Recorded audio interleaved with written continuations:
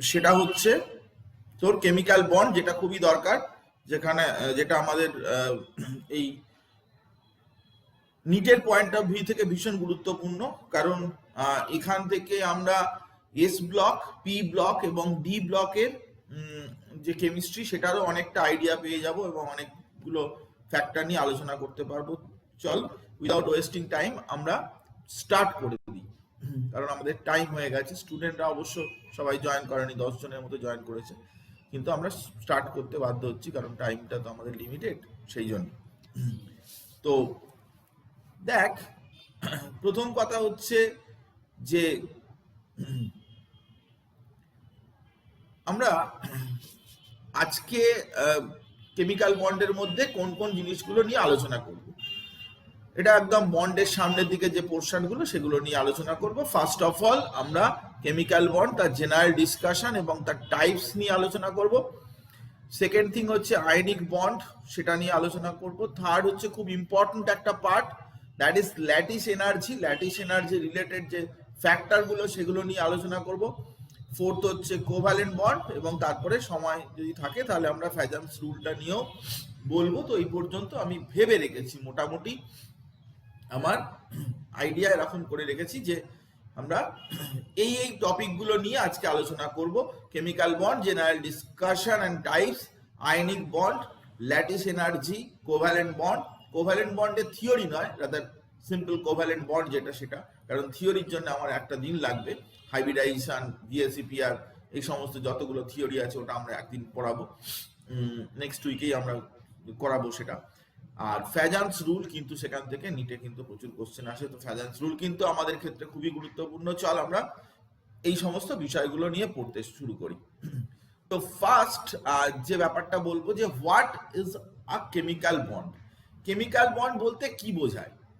দেখ, কেমিক্যাল বন্ডের অনেক ডেফিনেশন অনেক জায়গায় তাই লেখা রয়েছে, কিন্তু কেমিক্যাল বন্ড বললে আমরা যেটা পারফেক্টলি, যে কেমিক্যাল বন্ডের যে আইডিয়াটা যেটা আমরা বুঝি সেটা হচ্ছে কি না, কেমিক্যাল বন্ড মানে কি না, কেমিক্যাল বন্ড মানে হচ্ছে সবসময় একটা force of attraction. Chemical bond, any N E force of attraction, একদম মডার্ন ডেফিনেশনে যাচ্ছি।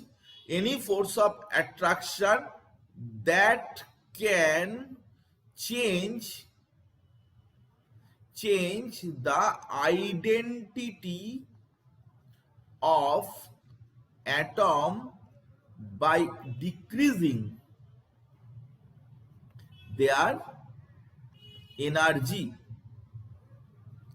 খুব সিম্পল ব্যাপার যে এটা একটা kind of force of attraction that can change the identity. ধর একটা এ অ্যাটম একটা বি অ্যাটমের সাথে বন্ডেড হচ্ছে, তো বন্ডেড হওয়ার আগে এবং পরে তাদের আইডেন্টিটি কিন্তু চেঞ্জ হয়ে যাবে। এর যে আইডেন্টিটি এবং বি এর যে আইডেন্টিটি, সেই আইডেন্টিটি চেঞ্জ হবে। এবং বন্ড মানে কিন্তু কোনো রকমের কোনো এরকম সলিড কোনো লাইন বা এরকম ধরনের দেয়া নেই, এরকম ধরনের কোনো ব্যাপার নেই। এটা হচ্ছে কি মিয়ারলি অ্যাট্রাকশন। আমাদের আমাদের আমাদের প্রত্যেকের বাড়ি, বাবা মা, সকলের সাথে একটা স্ট্রং বন্ডিং আছে। স্ট্রং বন্ডিং আছে মানে সকলের সাথে দড়ি দিয়ে বাঁধা আছে এরকম নয়। স্ট্রং বন্ডিং মানে আমরা মেন্টালি একে অপরের সাথে অ্যাটাচড, মেন্টালি আমরা বন্ডেড। আমার বাবা যদি অসুস্থ হয়, মা যদি অসুস্থ হয়, কেউ যদি ছেলে মেয়ে যদি অসুস্থ হয়, তাহলে তাদের জন্য আমাদের চিন্তা হয়, তার মানে আমাদের স্ট্রং বন্ডিং তার মধ্যে রয়েছে। তো অ্যাটমের ক্ষেত্রেও সেরকম, যে একটা অ্যাটম আর একটা অ্যাটমের সাথে বন্ড থাকা মানে কোনো রিজিড কোনো লাইন বা এরকম ধরনের কোনো ব্যাপার নেই, দেয়ার ইজ মিয়ারলি অ্যাট্রাকশন। তাহলে বন্ডিং এ কিন্তু দুটো ফ্যাক্টর মানে চলে আসছে। সেটা হচ্ছে কি না, এখানে কিন্তু সব সময়তেই ফোর্স অফ অ্যাট্রাকশন থাকবেই, ফোর্স অফ অ্যাট্রাকশন এটা থাকবে, এবং পোটেনশিয়াল এনার্জি কিন্তু তাদের কম হবে, পোটেনশিয়াল এনার্জি কিন্তু ডিক্রিজ করবে। Potential energy decreases. বন্ড করলে পোটেনশিয়াল এনার্জি ডিক্রিজ করবে, যেটা নিয়ে আমরা একটু বাদেও আমার এই ব্যাপারটা নিয়ে আমরা বলবো, ডিটেলে বলবো, এইসব জিনিস নিয়ে আলোচনা করব। কিন্তু জাস্ট আমরা সিম্পল ওয়েতে বলতে পারি a bond that holds the two or more atoms together, যেটা হচ্ছে এই কারণে due to the force of attraction, এবং তাদের এনার্জি ডিক্রিজ করছে, এনার্জি কমছে, এবং যে কারণে কিন্তু টোটাল এই বিষয়টা কিন্তু দেখা দিচ্ছে। তাহলে সিম্পলেস্ট ওয়েতে কেমিক্যাল বন্ডের আজকে তোকে আমি ডেফিনেশন বললাম যে কেমিক্যাল বন্ড হচ্ছে এমন ধরনের যেটা একটা ফোর্স অফ অ্যাট্রাকশন যা অ্যাটমের আইডেন্টিটিকে চেঞ্জ করে দেয়। অ্যাটম অক্সিজেন হাইড্রোজেন ছিল এক রকমের, যখন সে বন্ড করলো, যখন ওয়াটার হলো, তখন অক্সিজেন এবং হাইড্রোজেন তাদের আইডেন্টিটি চেঞ্জ হয়ে যাবে, সে কেমন জিনিস সেটা চেঞ্জ হয়ে যাবে। এটা যদি হয়, যদি আইডেন্টিটি চেঞ্জ না হয় তাহলে কিন্তু বন্ড নয়, আইডেন্টিটি চেঞ্জ না হলে কিন্তু বন্ড নয়, এনার্জি না কমলেও কিন্তু বন্ড নয়। সেরকম কেস নিয়ে আমি আলোচনা করব, সেই জন্য আমরা ডেফিনেশনটাকে কিন্তু খুব মডার্ন ওয়েতে আমরা ডেফিনেশনটা বলছি, এবং কেমিক্যাল বন্ডের এটাই হচ্ছে মোস্ট মডার্নাইজড ডেফিনেশন। নেক্সট, তাহলে বন্ডিং এ কয়েকটা বিষয় কিন্তু আমাদের চলে আসছে, বেশ কিছু প্রশ্ন আমাদের মনে জাগছে, সেটা কি কি প্রশ্ন? প্রথম কথা হচ্ছে যে অ্যাটমস গুলো কেন বন্ড করবে, অ্যাটমস, একটা অ্যাটম সে কেন কম্বাইন হতে যাবে, তার কি এমন অসুবিধা আছে, কি এমন প্রবলেম হচ্ছে যে সে বন্ড হবে না? সবসময় বন্ড করে in order to gain stability, stability পাওয়ার জন্য। তার মানে নিশ্চয়ই সে আনস্টেবল আছে এখন, তাহলে কেউ যদি স্টেবল থাকে, অলরেডি স্টেবল থাকে, তাহলে সে কি করবে? সে তাহলে বন্ড করবে না। অলরেডি যদি স্টেবল থাকে সে তাহলে বন্ড করবে না, কিন্তু যে স্টেবল নয়, যে আনস্টেবল আছে, সে কিন্তু স্টেবিলিটি গেইন করার জন্য বন্ড করবে, এক নম্বর কথা। দু নম্বর কথা হচ্ছে কি না, why certain combinations are possible, those combinations which can decrease the energy, যে কম্বিনেশনে, those combination which can decrease the energy, যে কোনো কম্বিনেশন পসিবল নয়,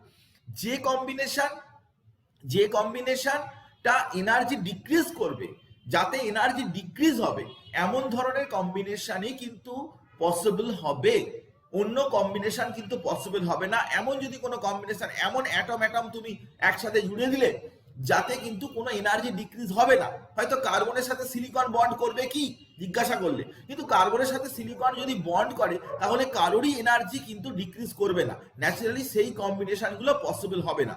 কেন করবে না, না করবে না, সে নিয়ে আমরা পরে আসছি, কিন্তু কন্ডিশনের কথা আমরা বলছি, কারণের কথা বলছি। Why do some atoms combine while other certain atoms do not, কেন কিছু কিছু অ্যাটম কম্বাইন করে কিন্তু কেন কিছু কিছু অ্যাটম কম্বাইন করে না, এসেই একই প্রশ্নের উত্তর চলে এলো যে যারা অলরেডি স্টেবল কন্ডিশনে আছে তারা কিনা কম্বাইন করবে ইনার্ট গ্যাস, তার যে আউটার মোস্ট সেল সে তো ফিল্ড হয়ে রয়েছে, সে তো স্টেবল কনফিগারেশন ডেভেলপ করছে, সে তাহলে কেন করতে যাবে? সে করবে না।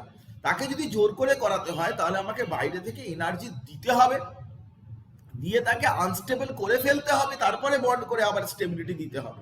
তো সেগুলো রয়েছে। আর কি না, প্রত্যেকটা মলিকিউল তার একটা ডেফিনিট একটা শেপ রয়েছে, এই ব্যাপারটা নিয়ে আমরা ডিটেলে বলবো। এই সমস্ত প্রশ্নের উত্তর পেতে পেতেই আমাদের কেমিক্যাল বন্ডটা পুরোটা পড়া হয়ে যাবে। যে ডেফিনিট তার শেপ থাকবে, তার একটা নির্দিষ্ট টাইপের শেপ থাকবে, যে শেপটা সে সব থেকে বেশি, সব থেকে ভালোভাবে সে শেপটার মধ্যে এনার্জিটা সব থেকে কম হয়, যেভাবে থাকলে তাদের মধ্যে রিপালশন এফেক্টটা সব থেকে কম হয়, সেই শেপটাই সে সবসময় অ্যাটেন্ড করার চেষ্টা করবে। এবং সেই শেপটা কেমন ধরনের শেপ হবে সেটা আমরা আলোচনা করতে করতে নিশ্চয়ই আমরা জেনে যাব যে সেই শেপটা কেমন ধরনের শেপ হতে চলেছে। তো তাহলে বার্নিং কোশ্চেন আমাদের কাছে চারটে, বার্নিং কোশ্চেন চারটে। একটা হচ্ছে অ্যাটম গুলো কেন কম্বাইন করে, আর সার্টেন কম্বিনেশন কেন পসিবল হয়, আর কিছু কিছু অ্যাটম কম্বাইন করে কিন্তু অন্যরা কেন করে না, আর ডেফিনিট একটা শেপ কেন থাকে, এই সমস্ত ব্যাপারগুলো নিয়ে আমরা আলোচনা করতে চলেছি। প্রথমত আমরা কেমিক্যাল বন্ডিং এ যে জিনিসটা বলবো সেটা হচ্ছে কত রকম টাইপের বন্ড আছে। কেমিক্যাল বন্ডে ফার্স্ট অফ অল যে জিনিসটা আমাদের কাছে গুরুত্বপূর্ণ সেটা হচ্ছে যে কি না, দু রকমের কেমিক্যাল বন্ডটাকে দুভাগে আমরা ভাগ করতে পারি। একটা হচ্ছে কি প্রাইমারি বন্ড। প্রাইমারি বন্ড মানে কি? প্রাইমারি বন্ড মানে এটাই হচ্ছে রিয়েল বন্ড, এটাই সত্যি সত্যি বন্ড, রিয়েল বন্ড। আর সেকেন্ডারি বা ভ্যান্ডার ওয়াল এটা হচ্ছে কি না বলতে পারি সিউডো, সিউডো বন্ড। সিউডো মানে এটা ঠিক নর্মাল ট্র্যাডিশনাল যে বন্ড যেভাবে হয় সেরকম ধরনের কিছু নয়, একটা উইক ইন্টারমলিকুলার অ্যাট্রাকশন বলতে পারি সিউডো বন্ড। এটা উইক ইন্টার মলিকিউলার অ্যাট্রাকশন, এটাই হচ্ছে রিয়েল বন্ড হিসাবে কনসিডারেবল। এই উইক ইন্টারমলিকুলার অ্যাট্রাকশন সবগুলোই কিন্তু এরা প্রত্যেকেই কিন্তু ডাইপোল নেচারের, ডাইপোলার সিস্টেম হতে হবে, তার ক্ষেত্রে এই বন্ডগুলো দেখা যায়, সিউডো বন্ডগুলো দেখা যায়, যেটা একটা ফ্লাকচুয়েশন ইনডিউসড। ফ্লাকচুয়েশন ইনডিউসড মানে এটা নিয়ে আমরা বলবো লন্ডন ডিসপারশন ফোর্স, যেটাকে বলে লন্ডন ডিসপারশন ফোর্স, যেটা স্টেটস অফ ম্যাটারের মধ্যে রয়েছে London dispersion force. Polar molecule তাদের মধ্যে একটা অ্যাট্রাকটিভ ফোর্স আছে ডাইপোল, ডাইপোল অ্যাট্রাকশন। আর permanent and hydrogen bond, hydrogen bond সেটাও কিন্তু মলিকুলের মধ্যে দেখা যায়, কিন্তু সেটা ট্র্যাডিশনাল বন্ড নয়, সিউডো বন্ড টাইপের বলে। এর মধ্যে হাইড্রোজেন বন্ডটা এখানে আলোচনা করা হবে, বাকি যে ফ্ল্যাকচুয়েশন ইনডিউসড বা ডিফারেন্ট টাইপের পোলার যে মলিকুলের বন্ড আছে সেগুলো স্টেটস অফ ম্যাটারের মধ্যে আমরা আলোচনা করি। চলে আয় প্রাইমারি বন্ডের দিকে। প্রাইমারি বন্ড সেখানেও তিন রকমের বন্ড আছে, একটা হচ্ছে আয়নিক, আর একটা হচ্ছে কোভ্যালেন্ট, আর একটা হচ্ছে মেটালিক। এই তিনটে টাইপের বন্ড হয়, একটা হচ্ছে আয়নিক, একটা হচ্ছে কোভ্যালেন্ট, একটা হচ্ছে মেটালিক। তো মেটালিক বন্ড সেটা আলাদা করে আমরা পড়বো, তো এখানে কিন্তু আয়নিক বা কোভ্যালেন্ট সেটা সবগুলোই কিন্তু আমরা এখানে কভার করব। তো এই যে এতগুলো বন্ড আছে, এই এতগুলো বন্ডের মধ্যে স্ট্রংগেস্ট বন্ড কোনটা না? অবভিয়াসলি আয়নিক বন্ডই কিন্তু স্ট্রংগেস্ট। এটা কিন্তু মনে রাখবি যে স্ট্রংগেস্ট বন্ড কিন্তু আয়নিক বন্ড, এবং উইকেস্ট বন্ড হচ্ছে কি না লন্ডন ডিসপারশন ফোর্স, যেটা সেটা হচ্ছে উইকেস্ট। উইকেস্ট হচ্ছে লন্ডন ডিসপারশন এবং স্ট্রংগেস্ট হচ্ছে আয়নিক বন্ড। এটা খেয়াল রাখবি, এটা নিয়ে আমরা পরেও এসব স্ট্রেংথ নিয়ে আলোচনা করব। টাইপস অফ কেমিক্যাল বন্ডের মধ্যে আমরা এবারে প্রাইমারি যে বন্ড যেটা বললাম, প্রাইমারি বন্ড সেটার ক্লাসিফিকেশন নিয়ে আমরা আলোচনা করছি। প্রথমত এলিমেন্ট কত রকমের হয়? দেখ, এলিমেন্ট অ্যাকচুয়ালি দু রকমের, একটা হচ্ছে মেটাল আর একটা হচ্ছে নন মেটাল। কারণ এ বিষয়ে কেউ কেউ বলবে হয়তো যে মেটালয়েড তারা তো আছে, কিন্তু মেটালয়েড অ্যাকচুয়ালি মেটালয়েডকে ব্রডার ক্লাসিফিকেশনে মেটালয়েডকে কিন্তু নন মেটালের মধ্যেই ধরা হয়, কারণ মেটালয়েডের প্রপার্টি কিন্তু মোর লাইক নন মেটাল। নন মেটালের প্রপার্টি যদিও তারা মেটালিক কিছু প্রপার্টি দেখায়, কিন্তু 80% তারা কিন্তু মেটালিক ক্যারেক্টার নয়, নন মেটালিক ক্যারেক্টারিস্টিক্স দেখায়। তাই প্রথম যখন ডিভিশন করা হয়েছিল মেটাল নন মেটাল হিসাবে, তখন যাবতীয় মেটালয়েডকে কিন্তু নন মেটালের মধ্যে রাখা হয়েছিল। তো দিস ইজ ইম্পর্টেন্ট। তো মেটাল এবং নন, তো এই মেটাল এবং নন মেটালের মধ্যে কত রকমের কম্বিনেশন হতে পারে? দেয়ার শুড বি 3 কম্বিনেশনস, তিনটে কম্বিনেশন। কিরকম না, মেটাল মেটাল তারা বন্ড করতে পারে, that is known as metallic bond. Non metal bond করতে পারে, সেটা হচ্ছে কোভ্যালেন্ট বন্ড। আর মেটাল এবং নন মেটাল কম্বিনেশন হতে পারে, সেটা হচ্ছে ionic bond. And also the examples have been given. তো এক্সাম্পলে দেখতে পাচ্ছিস যে সোডিয়াম ক্লোরাইড বা potassium chloride, this are the ionic compounds. Covalent hydrogen, chlorine, methane, এছাড়া কম্পাউন্ড মিথেন, কার্বন ডাইঅক্সাইড, সমস্ত এরকম ধরনের মলিকিউল, সেগুলো সব কোভ্যালেন্ট। আর মেটালিক বন্ড মানে হচ্ছে মেটালের যে বন্ড আছে সেই বন্ডগুলো কিন্তু মেটালিক বন্ড হিসাবে আমরা কনসিডার করি। সোডিয়াম, কপার, মেটাল, যে কোনো মেটালের ক্ষেত্রে যে বন্ডিংটা রয়েছে সেগুলো হচ্ছে মেটালিক বন্ড। তো এখানে আমরা এই সমস্ত বিষয়গুলো নিয়ে আলোচনা করলাম, যেখানে টাইপস গুলো কথা বলছি। এবারে চলে আয় যে আমরা সরাসরি পৌঁছে যাচ্ছি কিন্তু আয়নিক বন্ডের ক্ষেত্রে। তো আয়নিক বন্ড সেটা বলার আগে আমাদের তিনটে টাইপ নিয়ে আজকে আমরা আলোচনা করব। একটা হচ্ছে আয়নিক, একটা হচ্ছে কোভ্যালেন্ট, আর একটা হচ্ছে পোলার কোভ্যালেন্ট। কারণ পোলার কোভ্যালেন্টটা এটা একটা ডিফারেন্ট ক্যাটেগরি হিসাবে চলে আসবে। তিনটে জিফ দেখতে পাচ্ছিস তুই, বাঁ দিকেরটায় দেখ যে একটা কুকুর, কুকুরই তো নাকি, যাকে কুকুর ফুকুর জায়গায় হবে, কুকুর ভাল্লুক, কুকুর আর ভাল্লুক। তো সোডিয়াম হচ্ছে কুকুর আর ভাল্লুকটা হচ্ছে ধর ওই ক্লোরিন। তো ও কুকুরের কাছ থেকে হাড্ডিটা কিন্তু তার বোনটা কিন্তু কেড়ে নিয়েছে এবং Na+Cl- হয়ে গেছে। এখানে কিন্তু দুটো কুকুর রয়েছে, কোভ্যালেন্ট বন্ড, দুজনে কিন্তু দুটো হাড্ডি ধরে রয়েছে, মুখ দিয়ে শেয়ার করে দুজনে ধরে রয়েছে। আর এখানে একটা কুকুর রয়েছে, একটা হায়না রয়েছে, কিন্তু হায়নাটাই বেশি ডান দিকে, একদম পোলার কোভ্যালেন্ট বন্ডে হায়নাটাই বেশি আর কি নিয়ে রয়েছে। তো এখানে সোডিয়াম ক্লোরাইড, সোডিয়ামের থেকে কিন্তু ইলেকট্রনটা ক্লোরিনের কাছে চলে গেছে, তো Na+Cl- হয়ে গেছে। এখানে কিন্তু ক্লোরিন ক্লোরিন বন্ড মানে ইকুয়ালি শেয়ার হয়ে রয়েছে, কিন্তু এখানে যেটা হয়েছে সেটা হচ্ছে কি না, HF electron density much towards fluorine. তো কেমিক্যাল বন্ডে আমরা যেরকম মেটালিক বন্ড এইসব নিয়ে আলোচনা করছি, তো আয়নিক বন্ড কোভ্যালেন্ট বন্ড বললে হয় না, ক্যাটেগরিটাকে আরো আমরা ভেঙে নিচ্ছি, আয়নিক বন্ড, কোভ্যালেন্ট বন্ড, পোলার কোভ্যালেন্ট বন্ড, এরকম ভাবে ভাঙছি। স্যার এরা লড়াই করছে কেন তাহলে? এরা লড়াই করছে মানে সোডিয়াম ক্লোরাইড ক্লোরিনের তো লড়াই করছে কারণ একজন তো আরেকজনকে কেড়ে নেবে। তবে মাঝখানেরটা কেন লড়াই করছে, মানে প্রথমে হয়তো কারবে ফারবে বলেছে, ঠিক করেছিল, তারপরে তো হয়তো কারেনি, যাই না ঠিক। আর হায়নাটা তো ও তো টানাটানি করছে, তো লড়াই করছে মানে টানাটানি করছে। এনিওয়ে, তো জোকস অ্যাপার্ট, আমরা যেটা বোঝাতে চাইছি সেটা হচ্ছে যে all the three types of bonding, সেটা কিন্তু এনার্জি নিডেড প্রসেস, সেখানে কিন্তু এনার্জি রয়েছে, that energy related to this লড়াই। তো যেখানে আমরা যেটা নিয়ে আমরা নিশ্চয়ই আলোচনা করব যে লড়াইয়ের জন্য নিশ্চয়ই এনার্জি দরকার লাগবে। তো আমরা চলে আসি সরাসরি আয়নিক বন্ডে।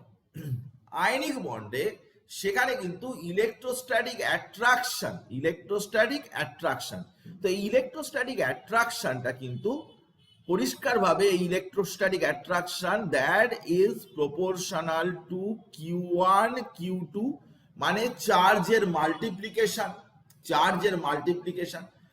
আর তাদের কি না ডিস্ট্যান্সের স্কোয়ারের সাথে ইনভার্সলি প্রপোর্শনাল। একটা পজিটিভ চার্জ আছে, একটা নেগেটিভ চার্জ আছে, তাদের মধ্যে কতখানি অ্যাট্রাকশন হবে সেটা কিন্তু আমরা কুলম্বসের ল দিয়ে বলতে পারি। Q1 Q2, এর চার্জ যদি Q1 হয়, এর চার্জ যদি Q2 হয়, এবং ডিস্টেন্স অ্যাপার্ট যদি R হয়, তাহলে হবে Q1 Q2 ডিভাইডেড বাই কি R স্কোয়ার।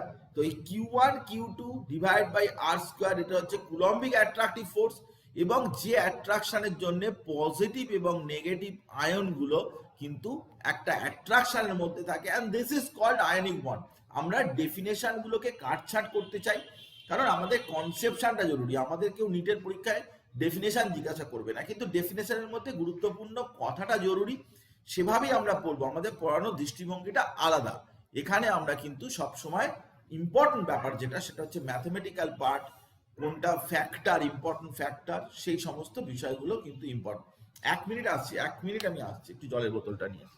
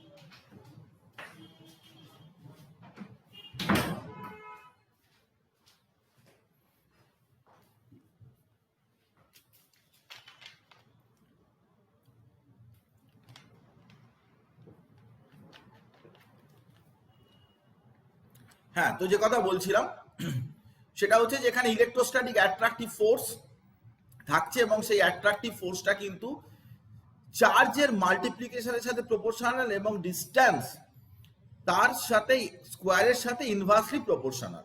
সোডিয়াম সে ইলেকট্রন ছেড়ে দিচ্ছে কারণ সোডিয়ামের বাইরের সেলে কিন্তু একটা ইলেকট্রন রয়েছে 3s1 আর ক্লোরিনের কিন্তু 2p3p5। এখান থেকে একটা ইলেকট্রন যদি এখানে চলে আসে তাহলে দুজনেই কিন্তু স্টেবিলিটি পাবে। স্টেবিলিটি মানে outermost shell fill up, এবং আরো একটা ফ্যাক্টর রয়েছে সেটা আমি এক্ষুনি বলছি। দ্বিতীয় কথা হচ্ছে যে কি না, অনেক জায়গাতেই এইটা মিসকনসেপশন হয়, সেটা হচ্ছে ইলেকট্রোভ্যালেন্স বলতে কি বোঝায় না, ইলেকট্রোভ্যালেন্স হচ্ছে number of unit of charge on the ion. Actually number of unit of charge on the ion মানে সেটা কিন্তু কত ইউনিট চার্জ আছে। যেরকম সোডিয়ামের +1 রয়েছে, বা ক্যালসিয়ামের +2 রয়েছে, বা অ্যালুমিনিয়ামের +3 রয়েছে, বা ক্লোরিনের -1 রয়েছে, মানে কত ইউনিট চার্জ রয়েছে তার উপরে সেটাকেই বলে ইলেকট্রোভ্যালেন্স। সোডিয়ামেরটা +1 হবে, ক্যালসিয়ামেরটা +2 হবে, ক্লোরিনেরটা -1 হবে। ইলেকট্রোভ্যালেন্স বলতে এটাই বোঝায় যে number of units of charge on each ion. সেটা যদি পজিটিভ আয়ন হয় তাহলে পজিটিভ আয়ন, নেগেটিভ আয়ন হলে সেটা নেগেটিভ আয়ন, তাতে কোনো প্রবলেমের কিছু নেই। নেক্সট আমি তোকে যে বিষয়টা নিয়ে বলবো সেটা হচ্ছে কি না, আমাদের কাছে একটা রেডিমেড একটা রুল রয়েছে, যে রুলটা কিন্তু কি না নর্মালি সেই রুলটা কিন্তু অনেক ক্ষেত্রে অ্যাপ্লিকেবল হবে না, কিন্তু ইনিশিয়ালি এই রুলটাই কিন্তু প্যারামিটার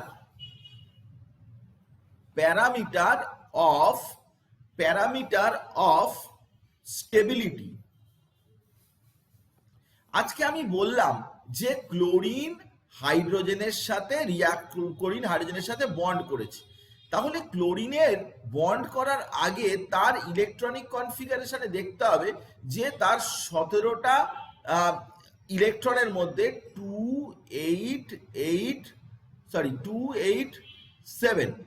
7 তাহলে এই বাইরের সেলে একটা ইলেকট্রন যদি ও নেয় তাহলে বাইরের সেলটা কিন্তু 8টা ইলেকট্রন হয়ে যাবে। তো atoms can combine either by transfer of valence electrons between atoms or by sharing of valence electron to complete their octet in valence cell। মানে বাইরের সেলে সে চাইবে কি না ইলেকট্রন ট্রান্সফার করে বা ইলেকট্রন নিয়ে বা শেয়ার করে, যাই হোক করে হোক না কেন, তার যেন বাইরের সেলের ইলেকট্রনটা যেন 8টা হয়। This is known as octet rule. এটা শুধু হাইড্রোজেনের ক্ষেত্রে অ্যাপ্লিকেবল হবে না, কারণ হাইড্রোজেনে একটা ইলেকট্রন আছে, ও তো ফার্স্ট সেলে দুটো ইলেকট্রন থাকে, তো হাইড্রোজেনটা কিন্তু ও একটা ইলেকট্রন চাইবে, ওটা হবে ডুপ্লেট। বাকি সকলের ক্ষেত্রে কিন্তু অক্টেট। তো এই অক্টেট কনফিগারেশনের জন্যেই নাকি, সেটা আলটিমেটলি ভুল হবে কি ঠিক হবে সেটা আমরা পরে এসে বলবো, কিন্তু আলটিমেটলি আমরা এখন বলতে চাইছি যেটা অক্টেট কনফিগারেশন ডেভেলপ করার জন্য বা ভ্যালেন্স সেলে বা বাইরের সেলে 8টা ইলেকট্রন রাখার জন্যই কিন্তু অ্যাটমগুলো কি করে না, তারা কম্বাইন করে আয়নিক বন্ড, কোভ্যালেন্ট বন্ড, পোলার কোভ্যালেন্ট বন্ড, মেটালিক বন্ড, যাই হোক না কেন তারা কিন্তু এটা করতে চায়। এটাই হচ্ছে তাদের জেনারেল টেন্ডেন্সি। এই টেন্ডেন্সিটার জন্যই সে বন্ড করবে। কারণ আমরা এই প্রশ্নের উত্তর খোঁজার চেষ্টা করছিলাম যে ওয়াই অ্যাটমস কম্বাইন টুগেদার, কেন অ্যাটমগুলো কম্বাইন করে। ইনার্ট গ্যাস তো কম্বাইন করে না, তাহলে অন্য অ্যাটম কেন কম্বাইন করে? তো ইনার্ট গ্যাস তাদের বাইরের সেলে অলরেডি 8টা রয়েছে, আর হিলিয়াম হলে 2টো রয়েছে, তাহলে সে কেন কম্বাইন করতে যাবে? সে তো কম্বাইন করবে না। বাকি সমস্ত অ্যাটমগুলোর ক্ষেত্রে কিন্তু তারা কম্বাইন করতে থাকে, এই কারণেই যে আউটার মোস্ট সেলে কিন্তু have tendency to get 8 electrons in their outermost shell, বা আউটার মোস্ট সেলে তারা যেন 8টা ইলেকট্রন থাকে, সেই জন্যই এটা করতে চায়। এরপর দেখ যে আমরা যদি সোডিয়াম ক্লোরাইডের দিকে দেখি, তাহলে সোডিয়াম ক্লোরাইড নর্মালি সবাই কমন এক্সাম্পল, সোডিয়াম ক্লোরাইড সবাই জানে। কিন্তু একটা জিনিস তোকে ভাবতে হবে যে সোডিয়াম এবং ক্লোরিন যখন বন্ড করে তাদের যে এনার্জি, টোটাল এনার্জি যখন সোডিয়াম ক্লোরাইড হয় তখন কিন্তু এনার্জিটা কি হয় না, এনার্জি রিলিজড হয়, এনার্জি কিন্তু ডিক্রিজ করে, তবেই না বন্ড হয়। এনার্জি যদি ডিক্রিজ না করে তাহলে কিন্তু কখনোই সেখানে বন্ড হওয়ার চান্স নেই বা বন্ড হওয়া সম্ভব নয়। দুটো অ্যাটম তখনই বন্ড করবে তখন তাদের যা এনার্জি তার চাইতে যে বন্ড করলো যেটা, সেই এনার্জিটা যা বন্ড করে যেটা তৈরি হলো তার এনার্জিটা যেন কম হয়।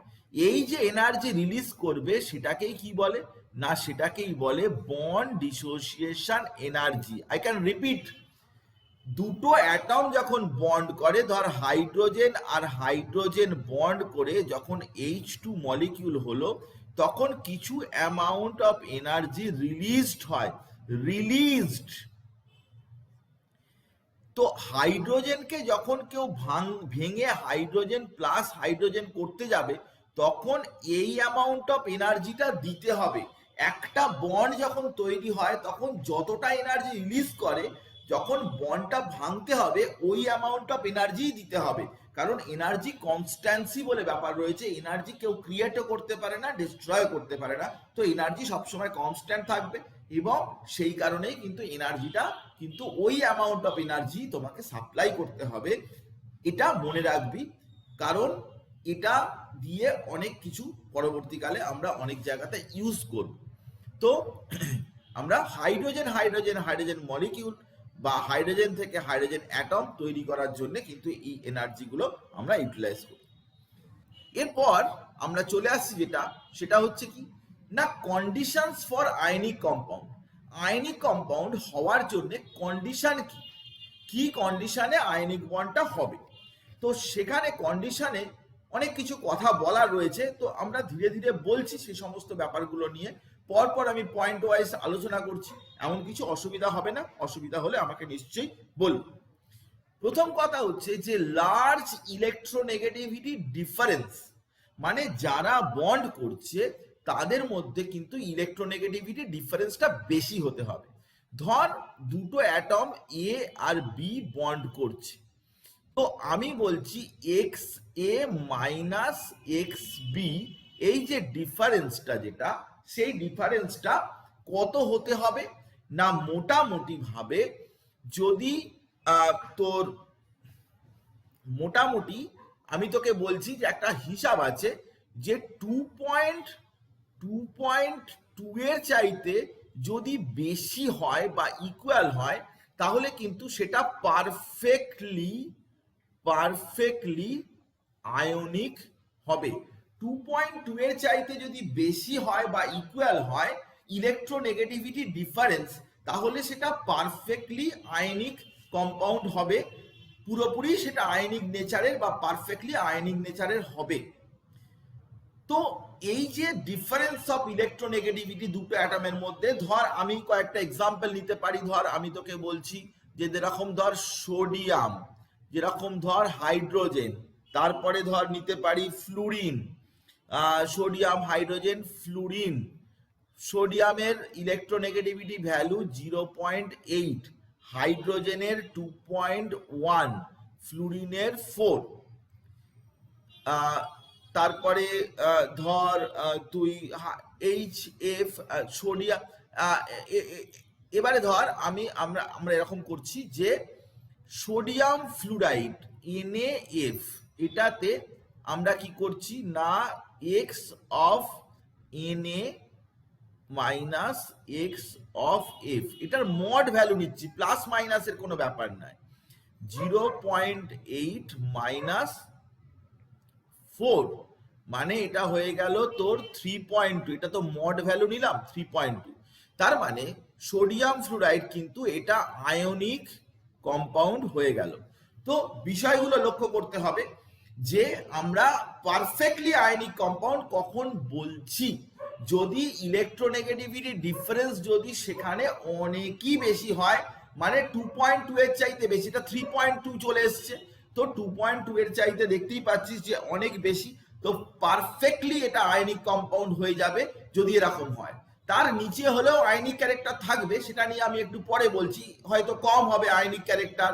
হ্যাঁ, এবং 1.7 হলে আমি একটু বলেই দিই, এক্স এ মাইনাস এক্স এক্স, এটা যদি 1.7 হয় ডিফারেন্সটা, তাহলে 50% আয়নিক আর 50% কোভ্যালেন্ট এরকম হয়।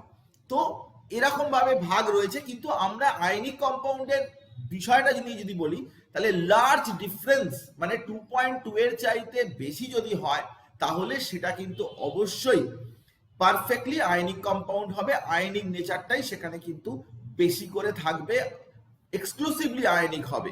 তার নিচে কিন্তু কোভ্যালেন্ট ক্যারেক্টারটা কিন্তু থাকবে, ডিফারেন্সটা হলেও কিন্তু কোভ্যালেন্ট ক্যারেক্টারটা থাকবে। তো large difference in ionic character সেটা বললাম। নেক্সট যেটা আমরা বলতে চাই, low ionization energy of electropositive element, মানে তুমি যার সাথে বন্ড করাচ্ছ, ধর সোডিয়ামের সাথে ফ্লুরিনের, তো এর থেকে ইলেকট্রনটা দেবে, তো ইলেকট্রনটা দেওয়ার জন্য ইলেকট্রনটা তো ছাড়তে হবে, তো ইলেকট্রনটা বের করে দেয়া একটা গ্যাসিয়াস স্টেটে, তাকেই বলে কি আয়নাইজেশন এনার্জি। এই ভ্যালুটা লো হতে হবে। আমরা পিরিয়ড টেবিল চ্যাপ্টার, তুই জানিস পিরিয়ড টেবিল আমরা এখানেও আমরা নিডেতে পড়াবো, কিন্তু আমরা কেমিক্যাল বন্ডটা আগে পড়াচ্ছি, কিন্তু পিরিয়ড টেবিলের কনসেপশনে এটা জানা যাচ্ছে যে যত লেফটের দিকে থাকবে পিরিয়ড টেবিল, যত লেফটের দিকে থাকবে, তার থেকে ইলেকট্রন বের করতে কম এনার্জি লাগে, কারণ তাদের সাইজটা বড় হয়। তো সেই জন্য ইলেকট্রোপজিটিভ যে এলিমেন্ট, যে পজিটিভ, তার ক্ষেত্রে কিন্তু low electron ionization energy, so that electron removal will be easy. Electron removal কিন্তু যাতে করে ইজিয়ার হয়, ইলেকট্রন সহজে যাতে রিমুভ করা যায়, সে ব্যাপারটা কিন্তু আমাদের কাছে গুরুত্বপূর্ণ। তো আমরা লার্জ ইলেকট্রোনেগেটিভিটি ডিফারেন্স এবং লো আয়নাইজেশন এনার্জি সেটার কথা বললাম। নেক্সট পয়েন্ট যেটা, সেটা হচ্ছে কি না, হাই ইলেকট্রন অ্যাফিনিটি। মানে কি, আমি তো সোডিয়াম থেকে একটা ইলেকট্রন বের করে দিলাম, তো সেটা তো আরেক জায়গায় একজনকে দিতে হবে, ক্লোরিনকে তো দিতে হবে, সে তো ইলেকট্রনটা খাবে। তো তার যদি ইলেকট্রন অ্যাফিনিটিটা যদি হাই না হয়, ইলেকট্রন অ্যাফিনিটি হাই না হয়, তাহলে সে নেবে কি করে? তাহলে ইলেকট্রন যত, যাদের ইলেকট্রন অ্যাফিনিটি হাই হবে, যারা ইলেকট্রন নিতে বেশি পছন্দ করবে, those elements are present right hand side of the periodic table. Periodic টেবিলের রাইট হ্যান্ড সাইডের দিকে যে সমস্ত এলিমেন্ট রয়েছে, তারাই সাধারণত এই এলিমেন্টগুলো হবে কারা কারা না, সেটার ব্যাপারে আমি তোকে chlorine, bromine, fluorine, sulphur, nitrogen, oxygen, এরাই জেনারেলি আয়নিক বন্ড এফেক্টিভলি করতে পারে, বাকি কেউ করতে পারে না। ক্লোরিন, ফ্লুরিন, ব্রোমিন, আয়োডিনও বেশিরভাগ ক্ষেত্রে কোভ্যালেন্ট নেচারই তার বেশি হয়ে যায়, সালফার, নাইট্রোজেন, অক্সিজেন, এই কটা এলিমেন্টই এফেক্টিভলি আয়নিক বন্ড করে, যারা সব থেকে ভালো আয়নিক বন্ড করে তাদের। বাকি কেউ আয়নিক বন্ড ভালো করে না, ওদের মধ্যে কোভ্যালেন্ট ক্যারেক্টারই বেশি করে দেখা যায়, আয়নিক ক্যারেক্টার কিন্তু অত বেশি করে দেখা যায় না। এখানে হয়তো ম্যাক্সিমাম তুই আয়োডিনটা রাখতে পারিস, তাহলে সবগুলোই হয়ে যাবে, বাকি আর কেউ সেই অর্থে করবে না। এই কটা এলিমেন্টই করবে হাই ইলেকট্রন অ্যাফিনিটি। নেক্সট যেটা আমি তোকে বলবো, অন্যতম গুরুত্বপূর্ণ আমাদের নিটের ক্ষেত্রে, সেটা হচ্ছে যে high lattice energy. Lattice energy যত বেশি হবে, তত স্টেবিলিটি অফ আয়নিক কম্পাউন্ড তত বেশি হবে। এটা কিন্তু proportional, stability of ionic compound এর সাথে প্রপোর্শনাল।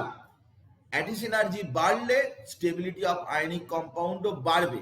কিন্তু ল্যাটিস এনার্জি কি কি বিষয় ওপরে ডিপেন্ড করে, কি সমস্ত ব্যাপার স্যাপার, সেগুলো নিয়ে আমরা একটু বাদে আলোচনা করছি, কারণ ল্যাটিস এনার্জি আমাদের কাছে খুবই গুরুত্বপূর্ণ বিষয় এবং এগুলো অনেকগুলো ফ্যাক্টরের উপরে জড়িত থাকবে।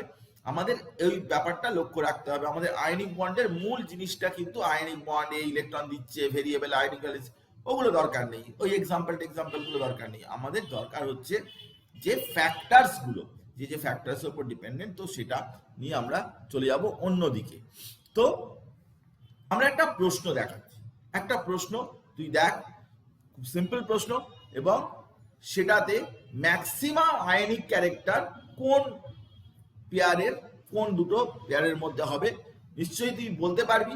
তো এখন দেখে আমাকে বল যে sodium fluorine, caesium fluorine, sodium carbon আর সিজিয়াম আয়োডিন, এই কটার মধ্যে কোনটাতে ম্যাক্সিমাম আয়নিক ক্যারেক্টার আছে? সেটা অপশন এ। অপশন এ বলছে, অপশন এ বলছে। আর যদি কেউ কিছু বলিস তাহলে সেটা বলতে পারিস। অপশন এ 5 সেকেন্ডের মধ্যে বলে দিয়েছে। এখানে caesium fluorine, sodium carbon, caesium iodine এইসব আছে।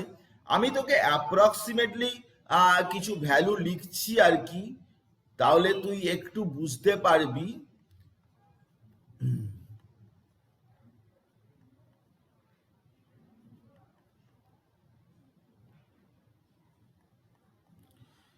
তো আমি মোটামুটি ইলেকট্রোনেগেটিভিটি ভ্যালু, মোটামুটি না, ইলেকট্রোনেগেটিভিটি ভ্যালুগুলোই আমি তোকে দেখিয়েছি। আমি বলেছি কি না, ডিফারেন্স অফ ইলেকট্রোনেগেটিভিটি যত বেশি হবে ততই তার আয়নিক ক্যারেক্টার বেশি হবে, সেই কম্পাউন্ডের আয়নিক ক্যারেক্টার, আয়নিক স্টেবিলিটি এসব বেশি হবে। তো দেখা যাচ্ছে তুই যদি ডিফারেন্স করিস, এই দুটোর মধ্যে ডিফারেন্স করিস, এই দুটোর মধ্যে যদি ডিফারেন্স করিস, এই দুটোর মধ্যে যদি ডিফারেন্স করিস, এই দুটোর মধ্যে ডিফারেন্স করিস, এই সিজিয়াম আর ফ্লুরিনের ডিফারেন্সটাই কিন্তু 3.5, এটাই কিন্তু ম্যাক্সিমাম ডিফারেন্স আসবে।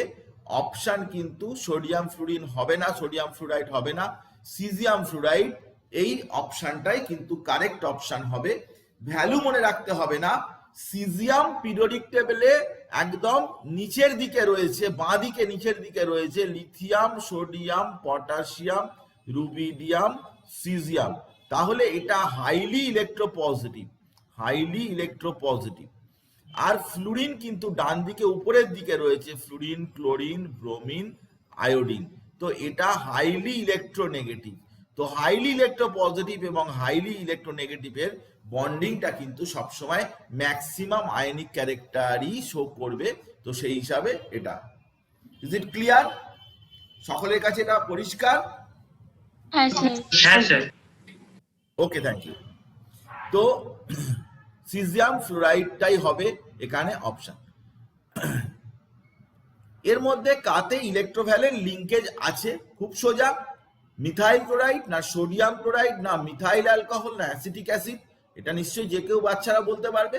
তো সেটা আর বলার দরকার নেই, অপশন বি সোডিয়াম ক্লোরাইড। যাকে, তো আমরা এবারে চলে আসলাম যে বিষয়টা, সেটা হচ্ছে কি না, প্রধানত আয়নিক বন্ডের ব্যাপারটা কি না, আউটার মোস্ট সেলের ইলেকট্রন, যেটা তুই ছবিতে দেখতে পাচ্ছিস, যে আউটার মোস্ট ইলেকট্রন যে পজিটিভ ক্যারেক্টারের, সে নেগেটিভ আয়নকে দেবে, মানে নেগেটিভ ক্যারেক্টারে যে তাকে দেবে, এবং দুজনের মধ্যে কিন্তু পজিটিভ এবং নেগেটিভ এই অ্যাট্রাকটিভ ফোর্সটা তৈরি হবে, যাকে বলে কুলম্বিক অ্যাট্রাকটিভ ফোর্স। এবং সেই কুলম্বিক অ্যাট্রাকটিভ ফোর্সের জন্য কিন্তু এনার্জি রিলিজ হবে।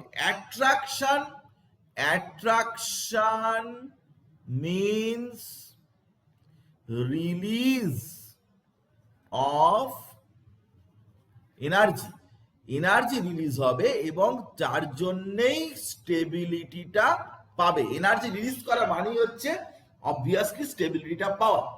তো এখন বক্তব্যটা হচ্ছে যে আমরা যখন ল্যাটিস এনার্জির কথা বলবো তখন সেটাকে কিভাবে আমরা ডেসক্রাইব করব, কারণ ল্যাটিস এনার্জি কিন্তু আমাদের কাছে খুব ইম্পর্টেন্ট একটা এনার্জি ফ্যাক্টর, যেটা আমি আগেও তোকে বলেছি। ল্যাটিস এনার্জি কি না, আমি তোকে ভালো করে বলছি, তুই ব্যাপারটা বোঝার চেষ্টা কর। সেটা হচ্ছে কি না, তুই সোডিয়াম, তোর কাছে সোডিয়াম আয়ন রয়েছে, আর তোর কাছে ক্লোরাইড আয়ন রয়েছে, এগুলো কিন্তু সব গ্যাসিয়াস ফর্মে।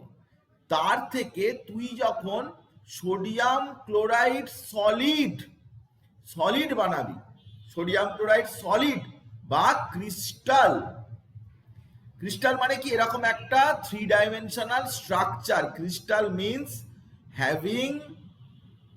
Having 3D structure. তো সেটা কতটা বানাবি না, 1 মোল বা 1 গ্রাম মলিকিউল বা 1 মোল, সবই একই ব্যাপার। এটা বানাবার সময় যতটা এনার্জি রিলিজড করবে সেটাকেই বলে ল্যাটিস এনার্জি। আবারও বলছি যে তুই 1 মোল সলিড সোডিয়াম ক্লোরাইড তৈরি করবি কি না, 1 মোল সলিড যার একটা ক্রিস্টাল স্ট্রাকচার রয়েছে। কার থেকে তৈরি করবি না, সোডিয়াম আয়ন আর chloride ion gaseous. Lattice energy is the crystal energy when 1 gram molecule of crystal is formed from isolated gaseous ion থেকে তুই তৈরি করবি।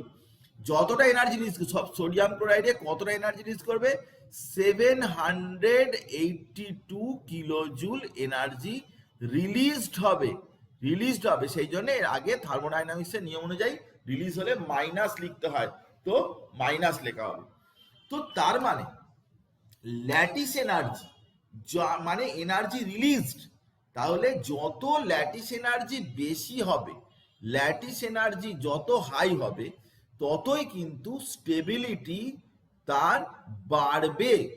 ল্যাটিস এনার্জি যত বেশি হবে ততই তার স্টেবিলিটি বাড়বে। আর ল্যাটিস এনার্জিটা কি, ল্যাটিস এনার্জিটা কিন্তু একটা অ্যাট্রাকটিভ ফোর্স, কুলম্বিক অ্যাট্রাকটিভ ফোর্স যেরকম, সেই অ্যাট্রাকটিভ ফোর্সটাই হচ্ছে ল্যাটিস এনার্জি।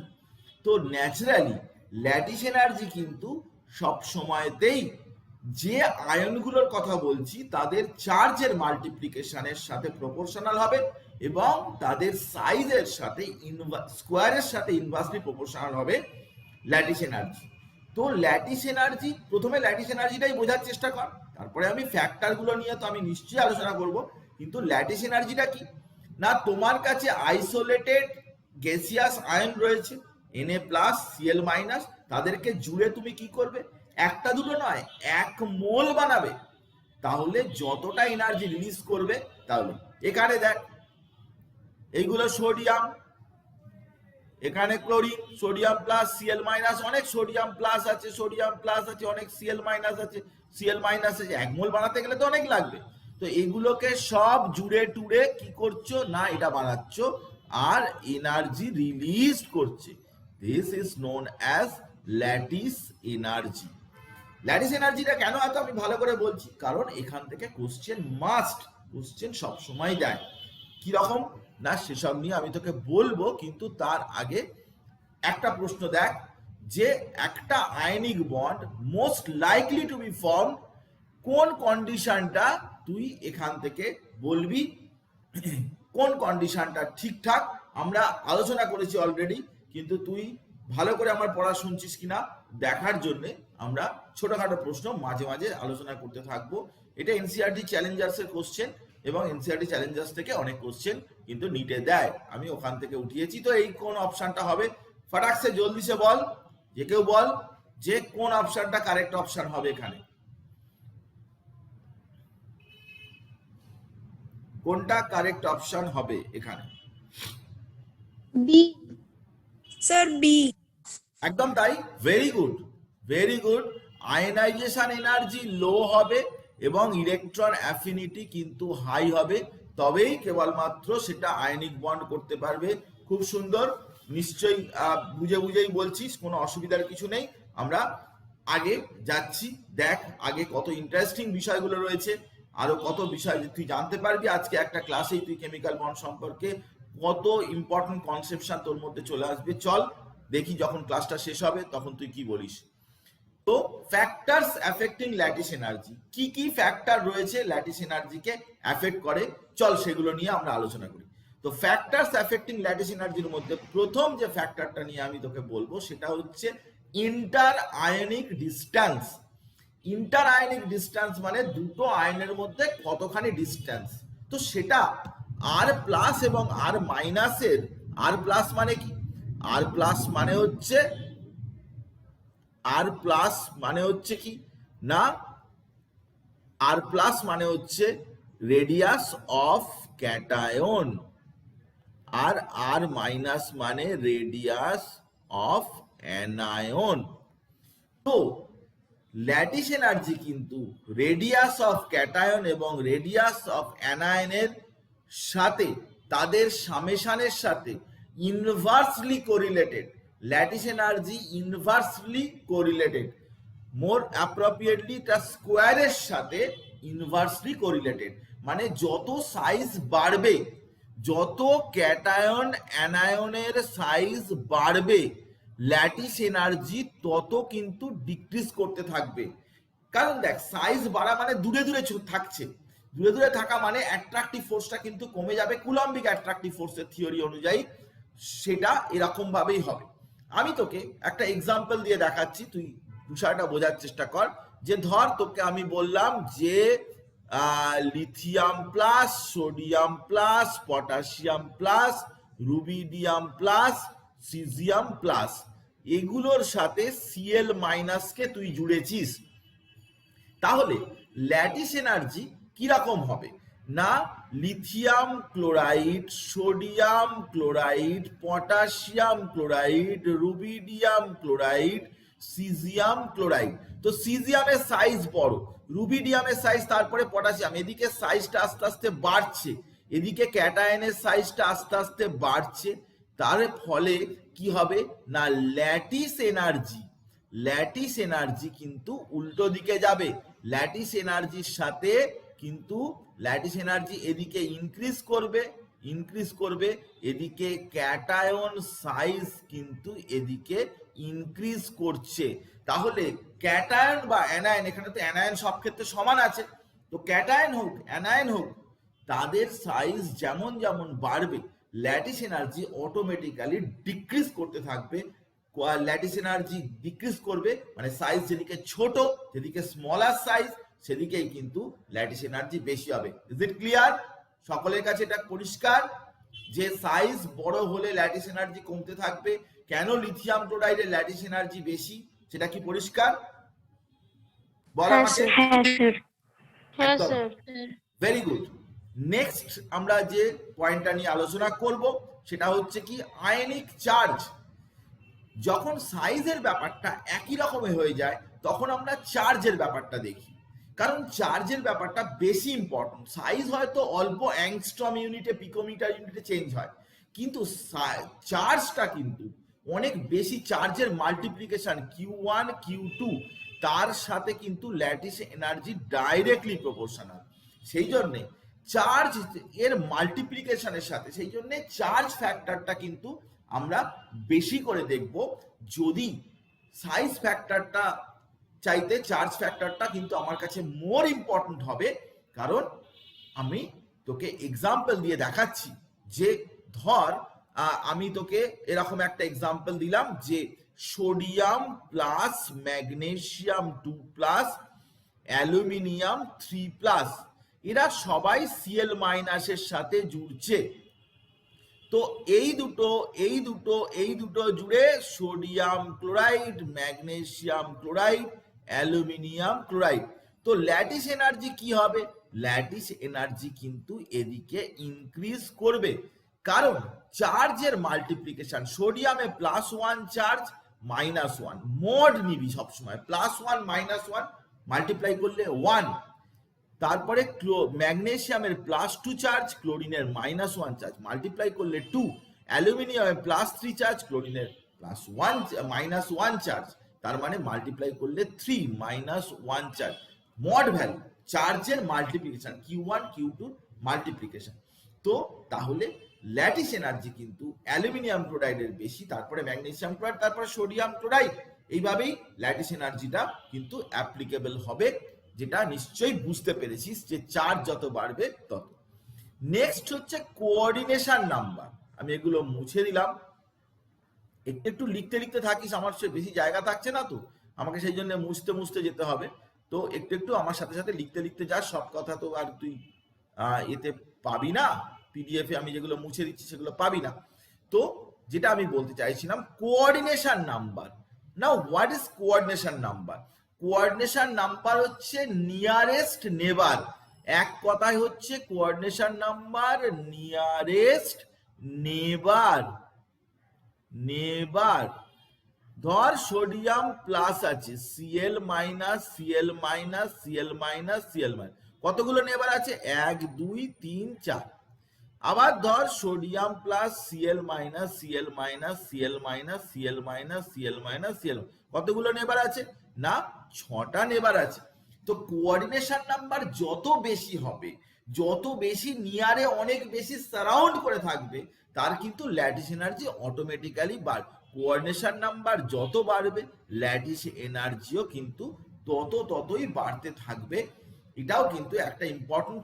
তিনটে কথা তোকে আমি বললাম যে কোঅর্ডিনেশন নাম্বার মানে নিয়ারেস্ট, পড়োশি, প্রতিবেশী কতজন আছে, তার একদম কাছাকাছি প্রতিবেশী কতজন আছে, that is known as coordination number. তো কোঅর্ডিনেশন নাম্বার যত বাড়বে, ল্যাটিস এনার্জি অবভিয়াসলি তার সাথে সাথে বাড়বে।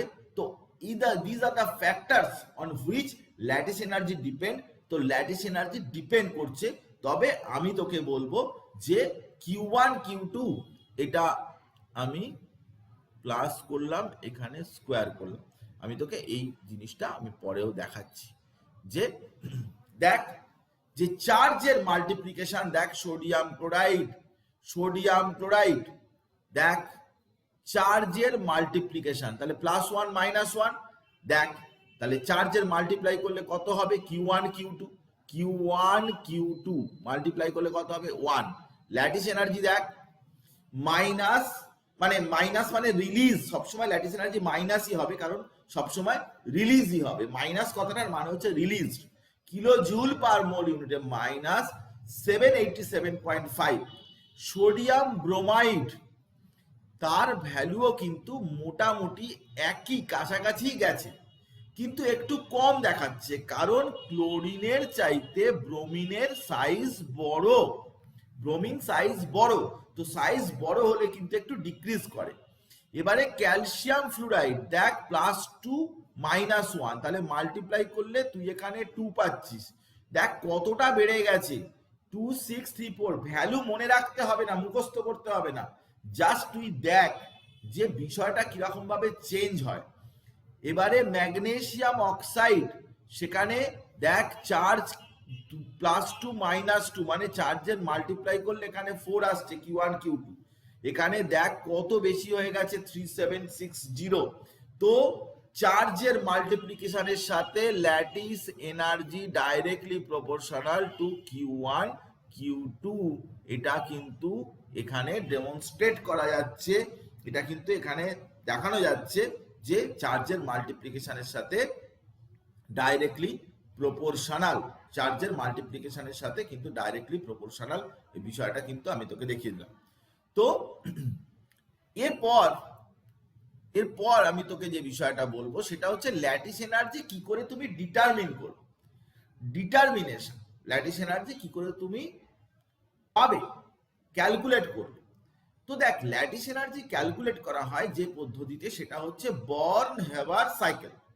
তো বর্ন হেবার সাইকেলটা কি না, দেখ সোডিয়াম ক্লোরিন বা এখানে ক্যালসিয়াম আর ফ্লুরিনে এক্সাম্পল দেওয়া হয়েছে। তো ক্যালসিয়াম আর ফ্লুরিন রিয়াকশন করে ক্যালসিয়াম ফ্লুরাইড হয়েছে, কিন্তু দেখ যে ক্যালসিয়াম ফ্লুরিন নিয়েই ডাইরেক্টলি রিয়াকশন করলে এরকম ক্যালসিয়াম ফ্লুরাইড তৈরি হয় না।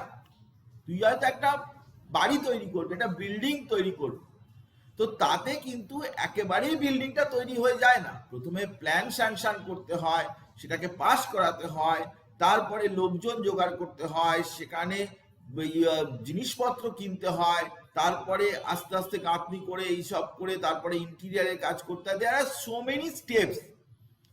তো প্রত্যেকটা স্টেপ সেটাতে কিছু কিছু এনার্জি ইনভেস্ট করতে হয়, টাকা পয়সা ইনভেস্ট করতে হয়। তো এখানেও সেরকম, যে ক্যালসিয়াম আর ফ্লুরিন কিন্তু যখন রিয়াকশন করে ক্যালসিয়াম ফ্লুরাইড হবে, তখন কিন্তু সেখানে অনেকগুলো এনার্জি ফ্যাক্টর কিন্তু জড়িত। প্রথম কথা, ক্যালসিয়ামকে কি করতে হবে না, ক্যালসিয়াম সলিড থেকে সাবলিমেশন এনার্জি দিয়ে ক্যালসিয়াম গ্যাস বানাতে হবে। তারপরে ক্যালসিয়াম 2+ করতে গেলে তার প্রথম ইলেকট্রনটা বের করতে হবে এবং সেকেন্ড ইলেকট্রনটা বের করতে হবে। ফ্লুরিনকেও কি করতে হবে না, বন্ডটা ভাঙতে হবে। ফ্লুরিন ফ্লুরিন বন্ড আছে, সেই বন্ডটাকে ব্রেক করে তার থেকে 2F বানাতে হবে। এই 2F বানানো হয়েছে। তারপরে তাতে ইলেকট্রন অ্যাফিনিটি, সেই এনার্জি তাহলে F- হবে। তাহলে ক্যালসিয়াম থেকে ক্যালসিয়াম গ্যাস, তারপরে ক্যালসিয়াম প্লাস, তারপরে ক্যালসিয়াম 2+। ফ্লুরিন F2 ছিল, তার থেকে 2F, তার থেকে 2F-, এই দুটো তারপরে জুড়ে গিয়ে ক্যালসিয়াম ফ্লুরাইড হবে। তো তাতে যে প্রত্যেকটা এনার্জি লেগেছে বা বেরিয়ে এসছে, সেই ভ্যালুগুলো সমস্ত লিখতে হবে। লেখার পরে এই ভ্যালুগুলোকে টোটাল অ্যাড করতে হবে। অ্যাড করার পরেই কিন্তু যে ভ্যালুটা পাবো সেটাই হচ্ছে ল্যাটিস এনার্জি, এবং সেটা নেগেটিভ অফ সামথিং হবে। যত এনার্জি ভ্যালু লেগেছে, কারণ ল্যাটিস এনার্জি মানে হচ্ছে ওভারঅল স্টেবিলিটি, তো যা লেগেছে যা বেরিয়ে এসছে সবগুলো অ্যাড করার পরে যেটা টোটালি আসবে সেটাই হচ্ছে কি আমার কাছে ল্যাটিস এনার্জি। তো তোর কাছে এইসব ভ্যালু দেয়া থাকবে, আমি তোকে সেরকম ধরনের অনেক অঙ্ক টঙ্ক দেখাবো। সেই ভ্যালুগুলো বসিয়ে তুই ওখান থেকে কি করতে পারিস না, ওখান থেকে তুই বের করতে পারিস যে ল্যাটিস এনার্জির ভ্যালুটা কত হচ্ছে না হচ্ছে, সেটা তুই ক্যালকুলেট করতে পারিস। এটা হচ্ছে বর্ন আর হ্যাভার বলে দুজন সায়েন্টিস্ট, তারা কিন্তু এই টেকনিক বের করেছিলেন।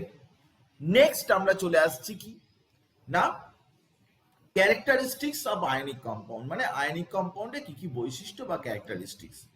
সেখানে কি কি ক্যারেক্টারিস্টিক্স না, প্রথম কথা হচ্ছে যেটা আমরা বলবো সেটা হচ্ছে কি ফিজিক্যাল স্টেট। ফিজিক্যাল স্টেট বলতে কি বোঝায় না, all the ionic compounds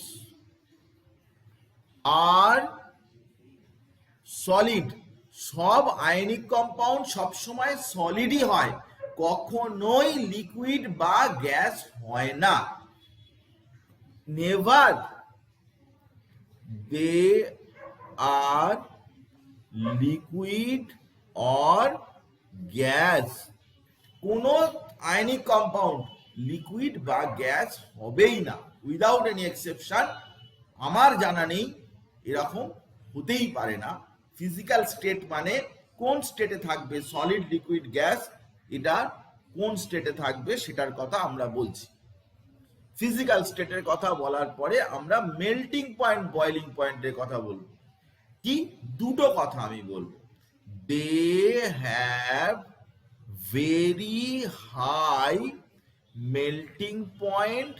boiling পয়েন্টের তো প্রশ্নই নেই, কারণ বয়েলিং পয়েন্ট এরা তো লিকুইড হবেই না, শুধুমাত্র সলিড হবে, তাই মেল্টিং পয়েন্টের কথা বলবো। আর বলবো they have sharp melting point. Sharp melting point মানে কি, কোন একটা পার্টিকুলার টেম্পারেচারে সে মেল্ট করবে। হয়তো এর মেল্টিং পয়েন্ট কত 100 ডিগ্রি সেলসিয়াস, এর মেল্টিং পয়েন্ট কত 122 ডিগ্রি সেলসিয়াস, এরকম।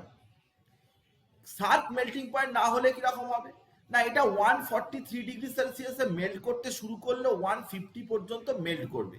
That is called non sharp melting point. Sharp melting point মানে কোন একটা পার্টিকুলার টেম্পারেচারেতেই সেটা মেল্ট করবে, একটা রেঞ্জ বরাবর মেল্ট করবে না। যেরকম গ্লাস, কাঁচ, সে কিন্তু একটা পার্টিকুলার টেম্পারেচারে মেল্ট করতে শুরু করে, আলটিমেটলি একটা টেম্পারেচার পর্যন্ত গিয়ে তার মেল্টিংটা কমপ্লিট হয়। This is known as non sharp melting point. কিন্তু এখানে আমরা শার্প মেল্টিং পয়েন্টের কথাই বলছি, যে কোনো আয়নিক কম্পাউন্ডের শার্প মেল্টিং পয়েন্টই হয়, মেল্টিং পয়েন্ট, নন শার্প মেল্টিং পয়েন্ট তাদের কখনোই হয় না। এরপর আমি তোকে যে বিষয়টা বলবো সেটা হচ্ছে কি না কন্ডাক্ট্যান্স। কন্ডাক্ট্যান্সটা কি না, কন্ডাক্ট্যান্স হচ্ছে সে কতটা ইলেকট্রিসিটি কন্ডাক্ট করতে পারে। তো all the ionic compounds in solid state তারা কি ইনসুলেটর। সলিড স্টেটে তারা কখনোই কিন্তু তারা ইলেকট্রিসিটি কন্ডাক্ট করে না, সলিড স্টেটে করে না, due to non mobile nature. Solid স্টেটে তো মুভ করতে পারছে না, ন্যাচারালি সেটা কিন্তু কখনোই ইলেকট্রিসিটি কন্ডাক্ট করতে পারবে না। But they conduct electricity in solution and in molten state. সলিউশনেও করবে এবং মল্টেন স্টেটেও করবে। সলিউশনেও তারা ইলেকট্রিসিটি কন্ডাক্ট করবে এবং অবশ্যই মল্টেন স্টেটেও করবে। দুটো স্টেটেই কিন্তু ইলেকট্রিসিটি কন্ডাক্ট তারা করবে, কারণ তারা মুভ করতে পারবে, মোবাইল নেচার তাদের থাকবে, তারা মুভ করতে পারবে। ইলেকট্রিসিটি কন্ডাকশনটা কিন্তু সেখানে খুব সহজেই হবে। কন্ডাক্ট্যান্স সবসময়তেই কিন্তু সলিড স্টেটে কিন্তু আয়নরা ইলেকট্রিসিটি কন্ডাক্ট করে না, তারা কিন্তু তাদের সবসময়তেই তাদের মোল্টেন স্টেটে বা সলিউশনে গিয়ে তারা ইলেকট্রিসিটি কন্ডাকশন করে। এই ব্যাপারটা আমি তোকে বললাম। ক্রিস্টাল স্ট্রাকচার, এই কথা আমি তোকে বলবো, they have fixed crystal structure. তাদের একটা ফিক্সড নিজস্ব ক্রিস্টাল স্ট্রাকচার রয়েছে। সেটা হতে পারে কিউবিক, সেটা হতে পারে অনেক কিছু হতে পারে, হেক্সাগোনাল হতে পারে, রম্বোহেড্রাল হতে পারে, এরকম অনেক রকমের আছে। এটা নিয়ে আমি ডিটেলে যেতে চাইছি না, কারণ 12 এর পোর্শন এটা। তো এখন এখানে 11 এর পোর্শন আলোচনা করা হচ্ছে, 12 এর পোর্শন নিয়ে আমি এখানে আলোচনা করতেই চাইছি না, ক্রিস্টাল স্ট্রাকচার সলিড স্টেটের ব্যাপার। তো যারা 12 তাদেরকে আমরা সলিড স্টেট পড়িয়েছি, তো এখানে ক্রিস্টাল স্ট্রাকচারের প্রসঙ্গটাও চলে। নেক্সট হচ্ছে কি, নেক্সট প্রপার্টিটা হচ্ছে ব্রিটলনেস। ব্রিটলনেস মানে কি? ব্রিটলনেস মানে হচ্ছে যে on applying force they are shattered. Force, যেরকম ছবিটা জিফে দেখতে পাচ্ছিস, যে স্ট্রেস একটা ফোর্স অ্যাপ্লাই করলে কিন্তু তারা কি হয়ে যাবে, একটা লেয়ার আর একটা লেয়ারের থেকে স্যাটার্ড হয়ে যাবে। কেন হয়ে যাবে আমি তোকে বলছি। সেটা হচ্ছে, ধর এদের একদম পারফেক্ট অ্যারেঞ্জমেন্টে থাকে, প্লাস মাইনাস এরকম করে আয়নগুলো থাকে। এটা থাকে plus minus minus plus minus plus এরকম ভাবে থাকে। এবারে তুই যখন একটা লেয়ারের ওপরে যেরকম ফোর্স তুই অ্যাপ্লাই করবি, ধর এরকম ছিল plus minus plus minus plus minus, এর ওপর যখন ফোর্স অ্যাপ্লাই করবি তখন এখান থেকে এখানে যে মাইনাসটা ছিল সরে এই জায়গায় চলে আসবে, মাইনাস হয়ে যাবে, এই জায়গাটা থাকবে না। এবার এখানে যে প্লাসটা ছিল সেটা প্লাস হয়ে যাবে, এখানে যেটা মাইনাস প্লাস ছিল মাইনাস হয়ে যাবে, এখানে প্লাস হয়ে যাবে। তাহলে প্লাস প্লাস মাইনাস মাইনাস এরকম সব পড়ে যাবে এবং রিপালশন হয়ে যাবে। রিপালশন হয়ে একটা লেয়ার আর একটা লেয়ার থেকে সরে বেরিয়ে চলে যাবে। সেই জন্য এরা ব্রিটল হয়। হাতুড়ি দিয়ে বা হ্যামার দিয়ে যদি তুই ওকে ধাক্কা মারিস বা এইসব করিস, তাহলে কি হবে না, সেটা কিন্তু ব্রিটলনেস অ্যাপিয়ার করবে। ব্রিটলনেস অ্যাপিয়ার করার পিছনে এটাই মেনলি কারণ। এছাড়া আরো একটা জিনিস এখানে কিন্তু গুরুত্বপূর্ণ, সেটা তোকে বুঝতে হবে। সেটা হচ্ছে যে আয়নিক বন্ড কিন্তু নন ডাইরেকশনাল। নন ডাইরেকশনাল মানে কি? না একটা সোডিয়াম প্লাস আছে, যে কোনো দিক থেকে CL minus, CL minus, CL minus, CL minus, CL minus, CL minus, যে কোনো দিক দিয়েই আসতে পারে, কোনো তার ফিক্সড কোনো পজিশন নেই, কারণ এটা নন ডাইরেকশনাল, একটা পজিটিভ চার্জ সব দিকেই চার্জটা ছড়ানো আছে, তো যে কোনো দিক দিয়ে আসতে পারে, তো যে কোনো দিক দিয়ে আসতে পারলে যে কোনো দিক দিয়ে বন্ড হবে, that's why it is known as non directional, এর কোনো পার্টিকুলার ডাইরেকশন নেই। কোভ্যালেন্ট বন্ড যখন আমি পড়াবো তখন দেখাবো যে তার একটা পার্টিকুলার ডাইরেকশন আছে, কিন্তু আয়নিক বন্ডে কোনো রকম কোনো ডাইরেকশন নেই। চল আগে চল, সেখানে আমি বলছি। এরপরে আমরা চলে আসছি সেটা হচ্ছে কি সলিউবিলিটি। তো সলিউবিলিটি সব সময় কি না, আমরা জানি যে পোলার ডিজলভস, পোলার মানে লাইক ডিজলভস লাইক। আজকে যদি সোডিয়াম ক্লোরাইড আমি জলে দিই তাহলে সেটা সলিউশন হবে, কিন্তু সোডিয়াম ক্লোরাইড যদি বেনজিনে দিই তাহলে সেটা কিন্তু কি হবে না, সেটা সাসপেনশন হবে, টারবিড টাইপের হয়ে যাবে, ডিজলভ করবে না, ডিজলভ করবে না।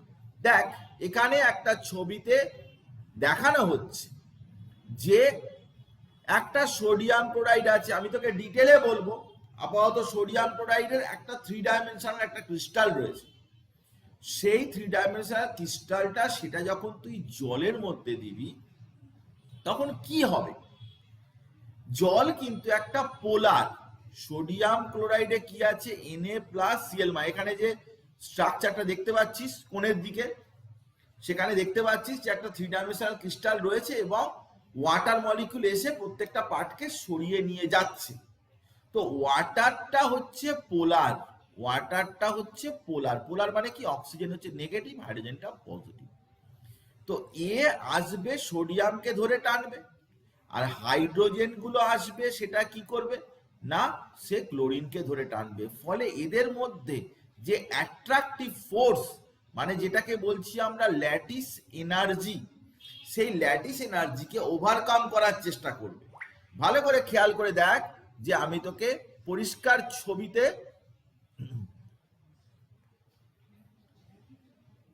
এখানে নেই, আমি তোকে একেই দেখাচ্ছি, এই ছবিটা মিসিং হয়েছে, যাকে আমি তোকে দেখাচ্ছি, সেটা হচ্ছে যে সোডিয়াম প্লাস এর চারিধারে এরকম ঘিরে থাকবে water water water water water.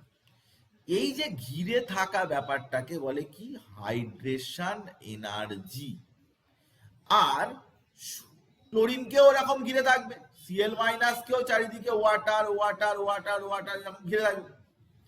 তো যখন হাইড্রেশন এনার্জি ল্যাটিস এনার্জির চাইতে বেশি হয়ে যাবে তখনই কিন্তু এটা সলিউবল হবে। কিভাবে হবে সেটা আমি পরে বলছি, কি কি ফ্যাক্টর রয়েছে সেটা আমি পরে বলছি, কিন্তু আপাতত তুই জেনারেল ওয়েতে এটা জেনে রাখ যে হাইড্রেশন এনার্জি যদি সলভেশন এনার্জির চাইতে, হাইড্রেশন এনার্জি যদি ল্যাটিস এনার্জির চাইতে বেশি হয় তাহলে কিন্তু সে কি হবে না, খুব সহজে সলিউবল হয়ে যাবে। না যদি হবে তো ডিজলভ করবে না, না হলে ডিজলভ করবে না। নেবার দেখ আমি তোকে সলিউবিলিটি নিয়ে আমি তোকে ডিটেলে যাব, তার আগে আর একটা ফ্যাক্টর আমি একটু বলে দিচ্ছি, সেটা হচ্ছে কি আইসোমরফিজম। সেটা কি আইসোমরফিজম হচ্ছে different ionic compound having same crystal structure। ধর আমি তোকে বললাম যে K2SO4 K2MnO4 ferrous sulphate 7H2O MgSO4 7H2O, এগুলোর সব এটা স্ট্রাকচার এটা স্ট্রাকচার একই রকমের, এটা স্ট্রাকচার একই রকমের। ডিফারেন্ট আয়নিক কম্পাউন্ড যদি একই রকমের যদি স্ট্রাকচার থাকে, NaCl KCl এগুলো সবই কিন্তু এই মধ্যে পড়ছে। ডিফারেন্ট ক্রিস্টাল স্ট্রাকচার যদি একই রকমের তাদের স্ট্রাকচার হয় তাদেরকে বলে আইসোমর্ফ, তাদের বলে আইসোমর্ফ। তো এই ফেনোমেনাটার নাম হচ্ছে আইসোমরফিজম। তো জেনারেলি আয়নিক কম্পাউন্ডের এক একটা কম্পাউন্ডের অনেক রকমের আইসোমর্ফস থাকে, অনেকগুলো আইসোমর্ফস থাকে, মানে তাদের একই টাইপের স্ট্রাকচার থাকে। এর উপর কোশ্চেন দেয় আইসোমর্ফ, এটার উপরে কোশ্চেন থাকে, সেই জন্য আইসোমর্ফটা কি আমি তোকে একটু বলে দিলাম, কারণ পরে আমি একটা কোশ্চেন জিজ্ঞাসা করতে পারি। তো এতক্ষণ পর্যন্ত আমরা যে যে বিষয়গুলো নিয়ে বললাম তার কিছু ইম্পর্টেন্ট পয়েন্ট আমি তোকে বলছি। প্রথমত দেখ যে ল্যাটিস এনার্জি, ল্যাটিসটা খুব স্ট্রং হবে, স্টেবল হবে যদি ইউ বিকামস, ইউ মানে কি lattice energy, U becomes more negative. যদি নেগেটিভ হয় তাহলে যত বেশি বেশি নেগেটিভ হবে তাহলে কিন্তু সেটা বেশি তার ল্যাটিসটা স্ট্রঙ্গার হবে। আর যদি ইন্টার আয়নিক ডিস্টেন্স হয় তাহলে প্রপোর্শনাল টু 1/r। দ্বিতীয় কথা হচ্ছে যে এখানে আমরা একটা এক্সাম্পল দেখাচ্ছি, দেখ যে আর লিথিয়াম ফ্লুরাইডে আর কি হয়েছে না, আর মানে হচ্ছে কি না এদের মধ্যে ইন্টার আয়নিক ডিস্টেন্স, লিথিয়ামের সাইজ ছোট, লিথিয়ামও ছোট, ফ্লুরিনও ছোট, এরা দুজনেই ছোট, তাহলে এদের মধ্যে ডিস্টেন্সটা কি কম দেখাচ্ছে 2.01। তো কম ডিস্টেন্স মানে ল্যাটিস এনার্জি দেখ -1004, অনেকটাই হাই। কিন্তু সিজিয়াম আয়োডাইডে ডিস্টেন্সটা এখানে সিজিয়াম আর সিজিয়াম আর আয়োডিন দুজনেই বড় বড়, তাহলে তাদের ইন্টার আয়নিক ডিস্টেন্সটা 3.95 এবং অটোমেটিক্যালি কিন্তু দেখতেই পাচ্ছিস যেটা কমে গেছে, ডিক্রিজ করে গেছে, 527 কিলোজুল পার মোল হয়েছে। তাহলে ল্যাটিস এনার্জি ডিস্টেন্স সেপারেশন বা ইন্টারনিউক্লিয়ার ডিস্টেন্স বা ইন্টার আয়নিক ডিস্টেন্সের সাথে ইনভার্সলি প্রপোর্শনাল। দ্বিতীয় কথা কি না, দ্বিতীয় কথা হচ্ছে যে জেড এর সাথে প্রোডাক্টের সাথে কিন্তু ডাইরেক্টলি প্রপোর্শনাল। সে কথাও আমি তোকে বলেছি আগে যে লিথিয়াম ফ্লুরাইড সেটা মাল্টিপ্লাই করলে 1 এবং এটা হয়ে যাচ্ছে 1004, কিন্তু ম্যাগনেসিয়াম অক্সাইড সেটা কিন্তু ম্যাগনেসিয়াম এখানে 2+, অক্সিজেন 2-, তাহলে 2 × 2 মানে এখানে 4 আছে, তাহলে অটোমেটিক্যালি এখানে ল্যাটিস এনার্জির ভ্যালুটাও কিন্তু অনেক অনেক বেশি হয়ে গেছে ল্যাটিস এনার্জি। তো ল্যাটিস এনার্জি একটা খুব ইম্পর্টেন্ট ফ্যাক্ট, মানে একটা এনার্জি ফ্যাক্টর, এবং যেটার সাথে আরো অনেকগুলো বিষয় ডিপেন্ডেন্ট, অনেকগুলো বিষয় কিন্তু জড়িত, সেটার কথা আমরা বলবো। তো এটা বলতে গেলে প্রথমেই তোকে যেটা জিনিসটা জেনে রাখতে হবে সেটা হচ্ছে কি না, সেটা হচ্ছে পোলারাইজেশন অ্যান্ড পোলারাইজেবিলিটি। এই কথা দুটোর মানে না জানলে তুই এখানে সলিবিলিটি বা ল্যাটিস এনার্জি তুই অ্যাপ্লাই করতে পারবি না, কারণ এমন ধরনের কোশ্চেন দেয় যে আগামী বেশ কিছুক্ষণ সময় আমরা এই পার্টিকুলার ব্যাপারটা নিয়ে আমি তোকে বলবো, তুই আমার কথাটা ভালো করে শোন। সেটা হচ্ছে যে এটা অ্যাকচুয়ালি ফ্যাজান্সুলের মধ্যে আছে, কিন্তু আমরা ওখান থেকে কিছু পার্ট বের করে নিয়েছি কারণ ল্যাটিস এনার্জি পার্টটাকে ঠিকঠাকভাবে বোঝাবো বলে। বেসিক্যালি ব্যাপারটা কি না, ব্যাপারটা হচ্ছে যে ক্যাটায়ন এবং অ্যানায়ন, আমি তোকে দেখাচ্ছি, বলছি তুই শোন। সেটা হচ্ছে ধর এখানে সোডিয়াম প্লাস আছে, এখানে ম্যাগনেসিয়াম 2+ আছে, এখানে অ্যালুমিনিয়াম 3+ আছে।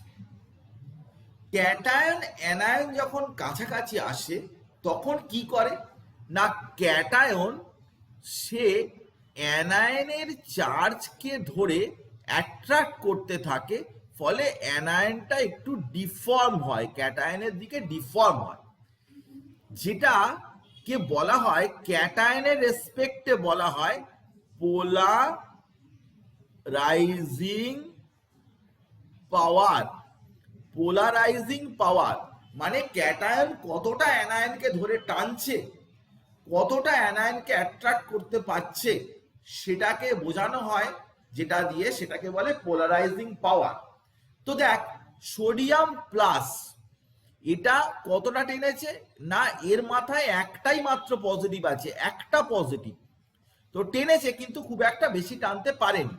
কিন্তু এখানে কি আছে না, দুটো পজিটিভ আছে, তাই এটা কিন্তু আরো বেশি পরিমাণে টেনেছে। আর এখানে কিন্তু তিনটে পজিটিভ আছে, এ তো একেবারে পুরো ঘাড়ে উঠে গেছে। তাহলে আমি বলবো পোলারাইজিং পাওয়ার কার বেশি না, সোডিয়াম প্লাসের চাইতে ম্যাগনেসিয়াম 2+ বেশি, তার চাইতে অ্যালুমিনিয়াম 3+-এরও বেশি।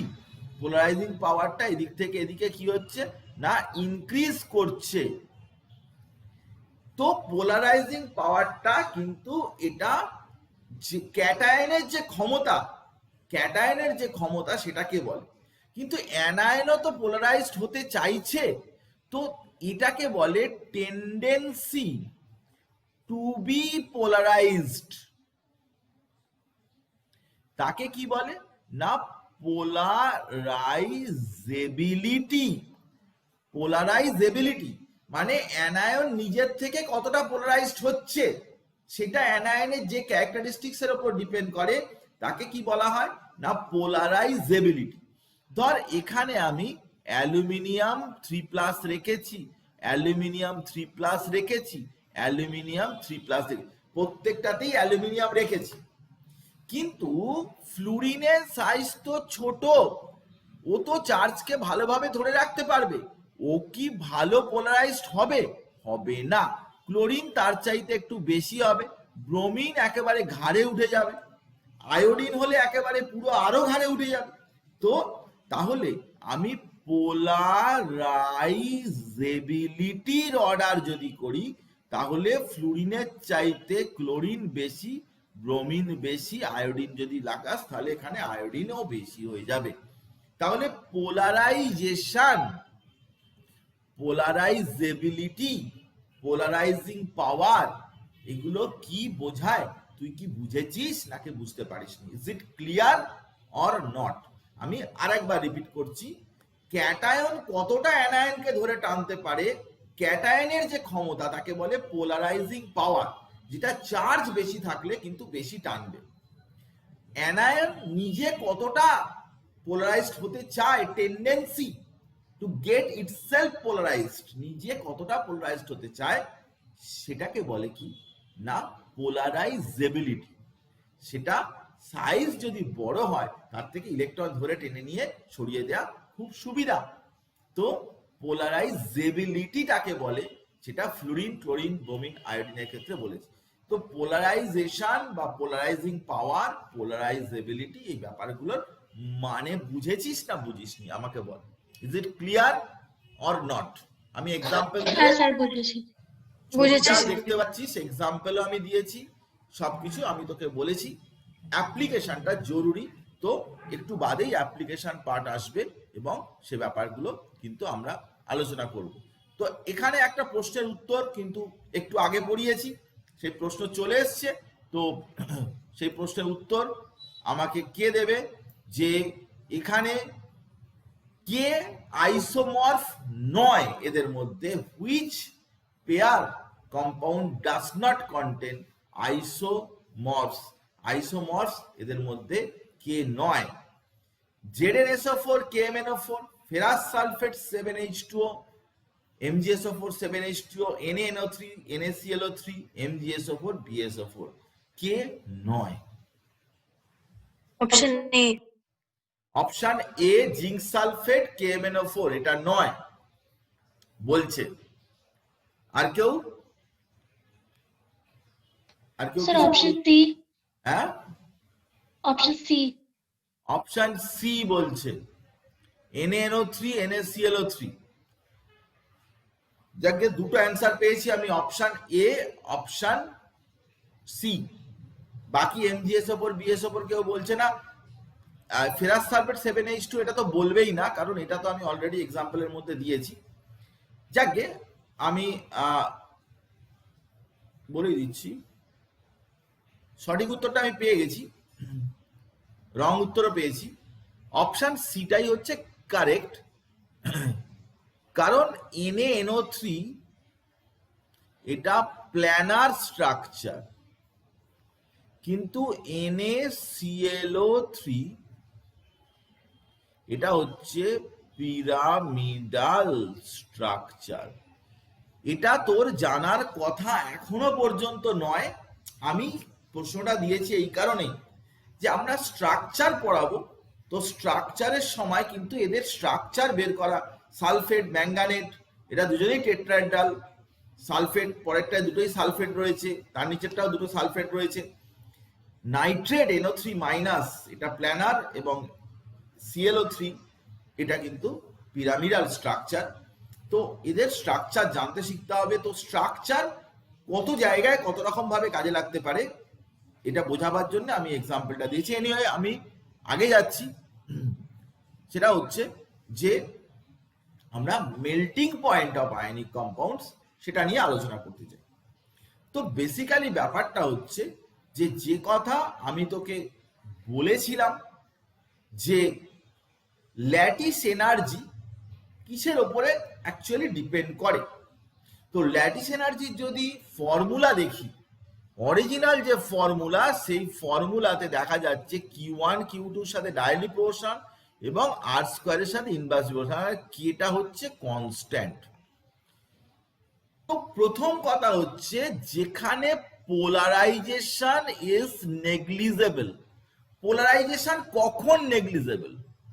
কখন নেগলিজেবল না, যখন ক্যাটায়নটা লার্জ কিন্তু অ্যানায়নটা small. Cation large anion small মানে কি? ক্যাটায়নের সাইজটা অনেক বড় হলে ও অ্যানায়নকে ধরে টানতে পারে না, আর অ্যানায়নের সাইজ যদি ছোট হয় তাহলে ওকে ধরে কেউ টানতে পারবে না। এই যদি কন্ডিশন হয় তাহলে ল্যাটিস এনার্জিটা কি না, সেখানে ডিটারমিনিং ফ্যাক্টর হয়ে যায়। পোলারাইজেশনের ফ্যাক্টর যদি নেগলিজেবল হয় তাহলে ল্যাটিস এনার্জি কিন্তু মেল্টিং পয়েন্টকে ডিসাইড করে।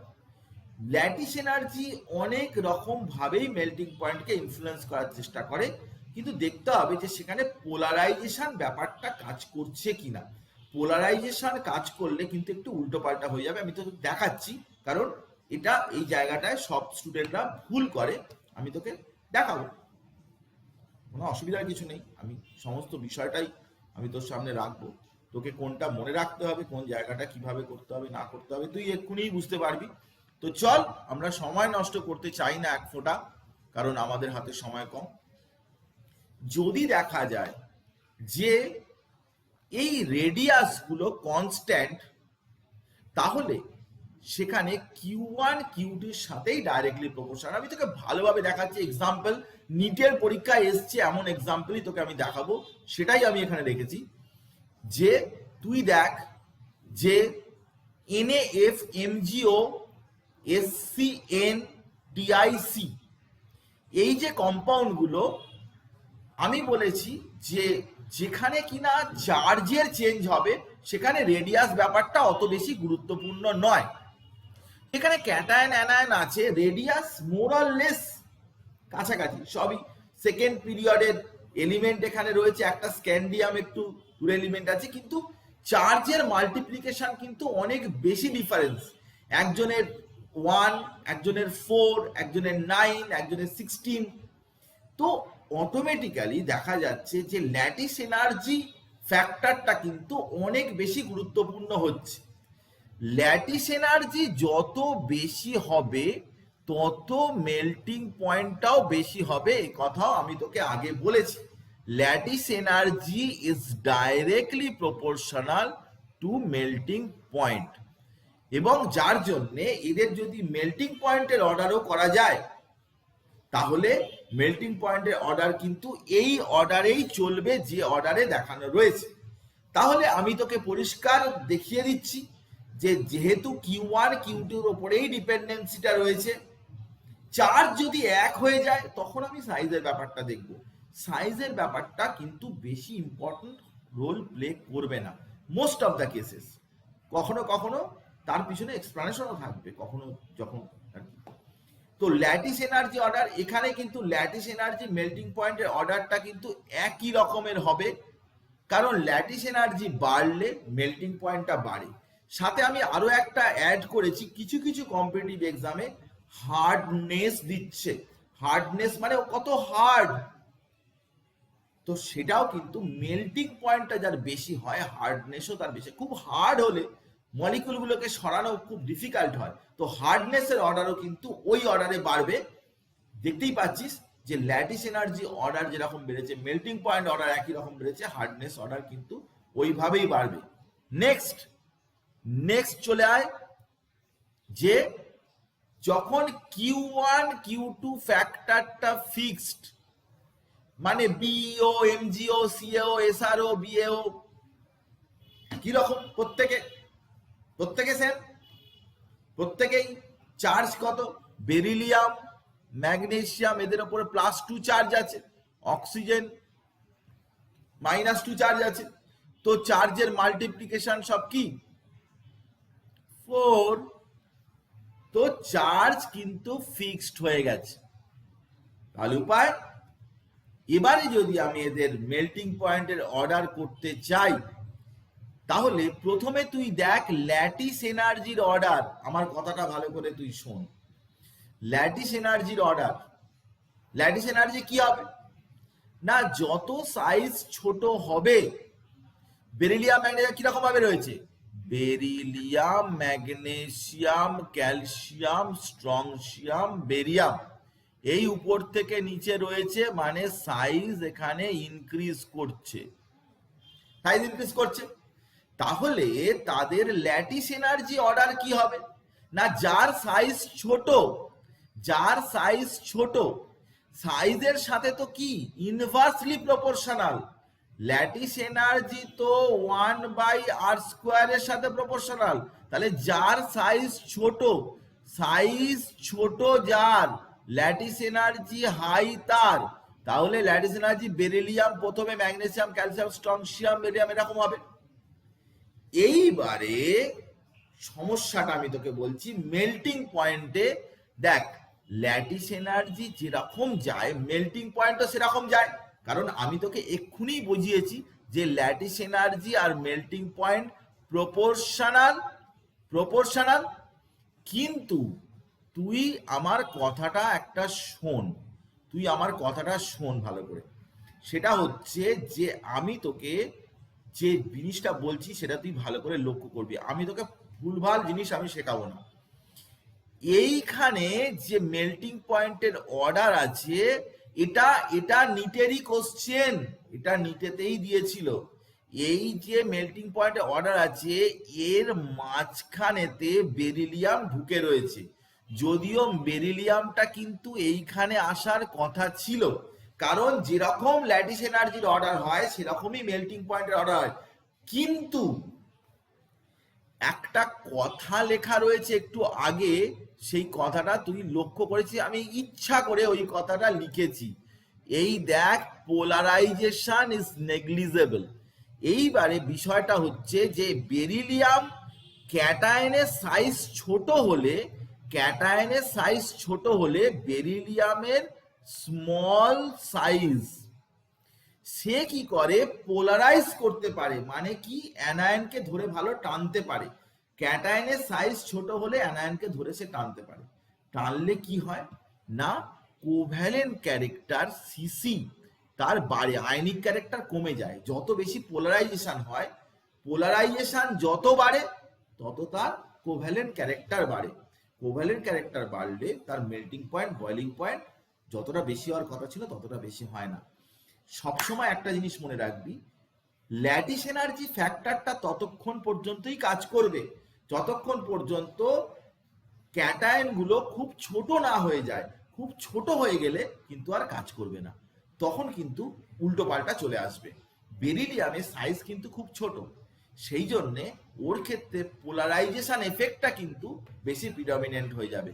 ও সেই জন্যে দেখা যায় যে ম্যাগনেসিয়াম ক্যালসিয়ামের চাইতে ওর কিন্তু একটু অত বেশি হয় না, কম হয়ে যায়, কারণ কোভ্যালেন্ট ক্যারেক্টারটা একটু বেড়ে যায় ওর ক্ষেত্রে।